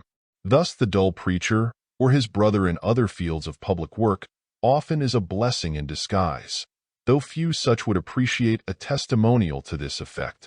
In the earlier stages of our present consideration of this particular subject, we directed your attention to the fact that mental concentration is not a state of thinking about nothing, but rather is one of intense thinking about something. That something, however, does not consist of some one indivisible point of thought or perception. If it were this, then the conscious attention would soon flag, and a state of lessened consciousness, such as drowsiness or even sleep, would intervene. Continued focused attention upon an indivisible point, or upon any other abstract thing, would result in at least some degree of self-hypnosis, unless sleep asserted itself. The one thing must be a concrete thing, i.e. an actual thing made up of parts, elements, factors.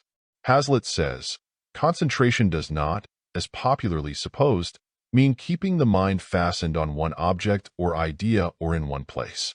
It consists in having a problem or purpose constantly before one. It means keeping our thought moving toward one desired end.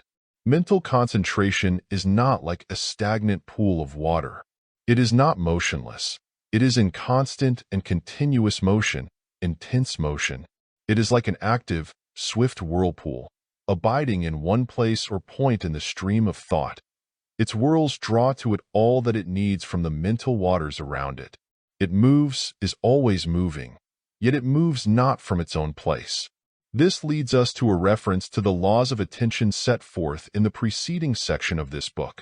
For in the understanding and application of those principles is to be found the effective working method of mental concentration. These laws of attention, stated briefly, are as follows. 1. The law of interest, whereby the presence of a lively interest is a necessary factor of the manifestation of attention. 2.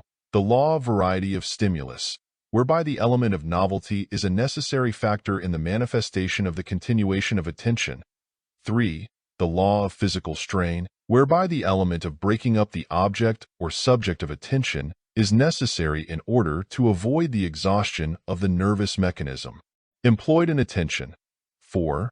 The law of rest, whereby the element of variation in the direction of the attention is necessary in order to comply with the requisites of the respective laws of interest, variety of stimulus, and physical strain. Reference to the detailed statement of the laws of attention, appearing in the concluding pages of the previous section of this book, is advised at this stage of your study of the present phase of voluntary attention, the phase of mental concentration. Now, then, in your practice of mental concentration, you will find it practically impossible to observe these laws of attention if you attempt to concentrate continuously upon an abstract idea, i.e., upon the idea of a subject or object lacking concreteness, divisibility, and analysis into parts, elements, and factors. For this reason, such attempted continued concentration of attention results in lessened conscious, or even in sleep, self-hypnosis, or unconsciousness of some kind. But when your subject or object is concrete, and therefore capable of analysis into parts, elements, or factors, then you will find it possible and comparatively easy to observe these laws of attention and, therefore, to apply efficiently the principle of mental concentration. The best way to proceed to apply these laws and principles is to divide your subject or object under consideration into its several parts, elements, and factors. Then to proceed to consider each of these constituent groups in regular logical order, passing from one to another when weariness, lessened activity, and decreased power of concentration manifest themselves. In this way, and in this way alone, is it possible for you to maintain continuous interest, variety of stimulus, avoidance of physical strain, and to obtain rest for the attention. The variety of stimulus provides a continuous interest, avoids physical strain, and provides rest for the attention. Here, also, we ask you to refer to that section of this book entitled Observation and Experiment, and to note the rules of observation therein presented. Note, especially, the reference to the whole and the parts, combined observation, visualized observations, naming observations, and the general rule. These rules of observation should be observed by you in your practice of mental concentration. The rule of the whole and the parts points out the course to be pursued in your mental concentration if you would observe the laws of attention, and observe them you must, if you wish to attain efficient mental concentration. You should concentrate first on the more general aspect of the subject or object under consideration, the thing as a whole. But this whole must be a real whole, made up of parts, elements, and factors, and not merely an abstract whole thought of as existing in, of, and by itself. For instance, if you wish to concentrate upon the subject house, you must concentrate upon an actual house, a real house, either one in existence, one which has been in existence, or one which is possible of being in existence, made up of all the constituent parts of a house, not of the abstract idea of house. It must be a house, and not merely house, the latter being a mere word, name, or term, and not a representation of a real or possible thing. Read over this statement until you get it, until you catch the idea. Abstract things have no real existence outside of abstract thought. Only concrete things actually exist, or can so exist. Abstract ideas, in the words of the popular humorist, are all right, but they don't mean anything. From your concentrated consideration of the whole of your subject or object, then proceed to concentrate upon the leading parts, elements, or factors of that whole. Exhausting this, or feeling fatigue or loss of interest, then proceed to a minor or subordinate class of parts, elements, or factors, and so on and on and on, until finally you have given concentrated attention to all the parts, elements, and factors of that whole. This may take more than one sitting. In most cases, it will require many such. Keep at it, however, until you have sucked the juice from the orange or extracted the meat from the egg.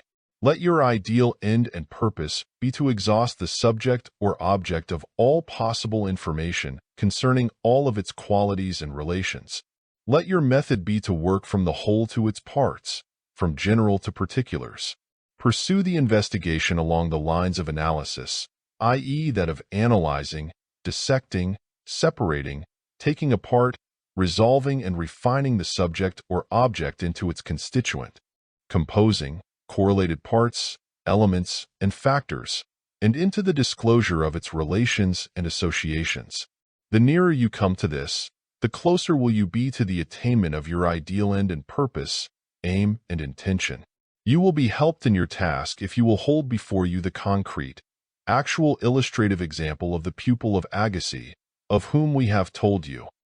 Finally, never overlook the all-important fact that interest is the arouser and maintainer of attention, and its corollary.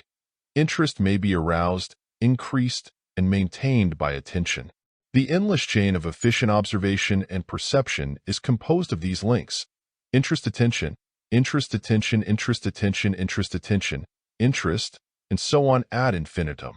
Interest always precedes attention, and attention always precedes interest. Like the familiar argument in the old-time debating societies, in which the question of which comes first, the chicken or the egg, is never answered, so is it impossible to say which comes first, interest or attention. It is like the old song, "We're here because we're here because we're here because," etc. There is no beginning and no ending. The endless chain is endless because it has no ends, i.e. because it is like a ring or circle, having no point of beginning or ending. And now, once more let us remind you that you are the creator of your world of experience. You create it with that instrument which you call your mind. Create it well. The best that is within you should be devoted to the task. Build it strong. Build it wide. Build it high. Be not content with the narrow expanse of the world of experience of the average man. Build it wide, and then continue to widen and expand it so long as you live. Be not content with the lowlands of knowledge, and with the limited view to which you are restricted by life on the lower planes of perception. Insist upon ascending the mount of achievement, around which winds the path of knowledge. At each turn of the spiral road you will obtain a fuller and wider view of the surrounding country, a more comprehensive vision, a truer perspective, by means of which you may more intelligently and more justly estimate the comparative proportions and value of the things on the plains or plains below. So build your world of experience that, when it is completed, you may be able to gaze upon it and say, "It is a good and well-built world. I have done my best. The best that I have found within me is represented in it." In conclusion, let us remind you that in the development and cultivation of perceptive power, as in every other task set by human desire and executed by human will, you will proceed more satisfactorily if you will bear in mind and act upon the principle of the master formula of attainment, which forms an important element of the instruction contained in the personal power books, of which the present volume is one. The master formula of attainment is as follows: 1. Definite ideals. 2. Insistent desire. 3. Confident expectation. 4. Persistent determination. 5. Balanced compensation. Reduced to popular terms, it is as follows. You may have anything you want, provided that you 1. Know exactly what you want. 2. Want it hard enough. 3. Confidently expect to obtain it. 4. Persistently determined to obtain it. And 5. Are willing to pay the price of its attainment. The cultivation and development of perceptive power also meets the requirements of the touchstone of positivity, which is frequently referred to in the several books forming this series. The touchstone of positivity is the following test question applied to any and every undertaking contemplated by you. Will this make me stronger, better, and more efficient? That well-developed and cultivated perceptive power will tend to make you stronger, better, and more efficient is self-evident.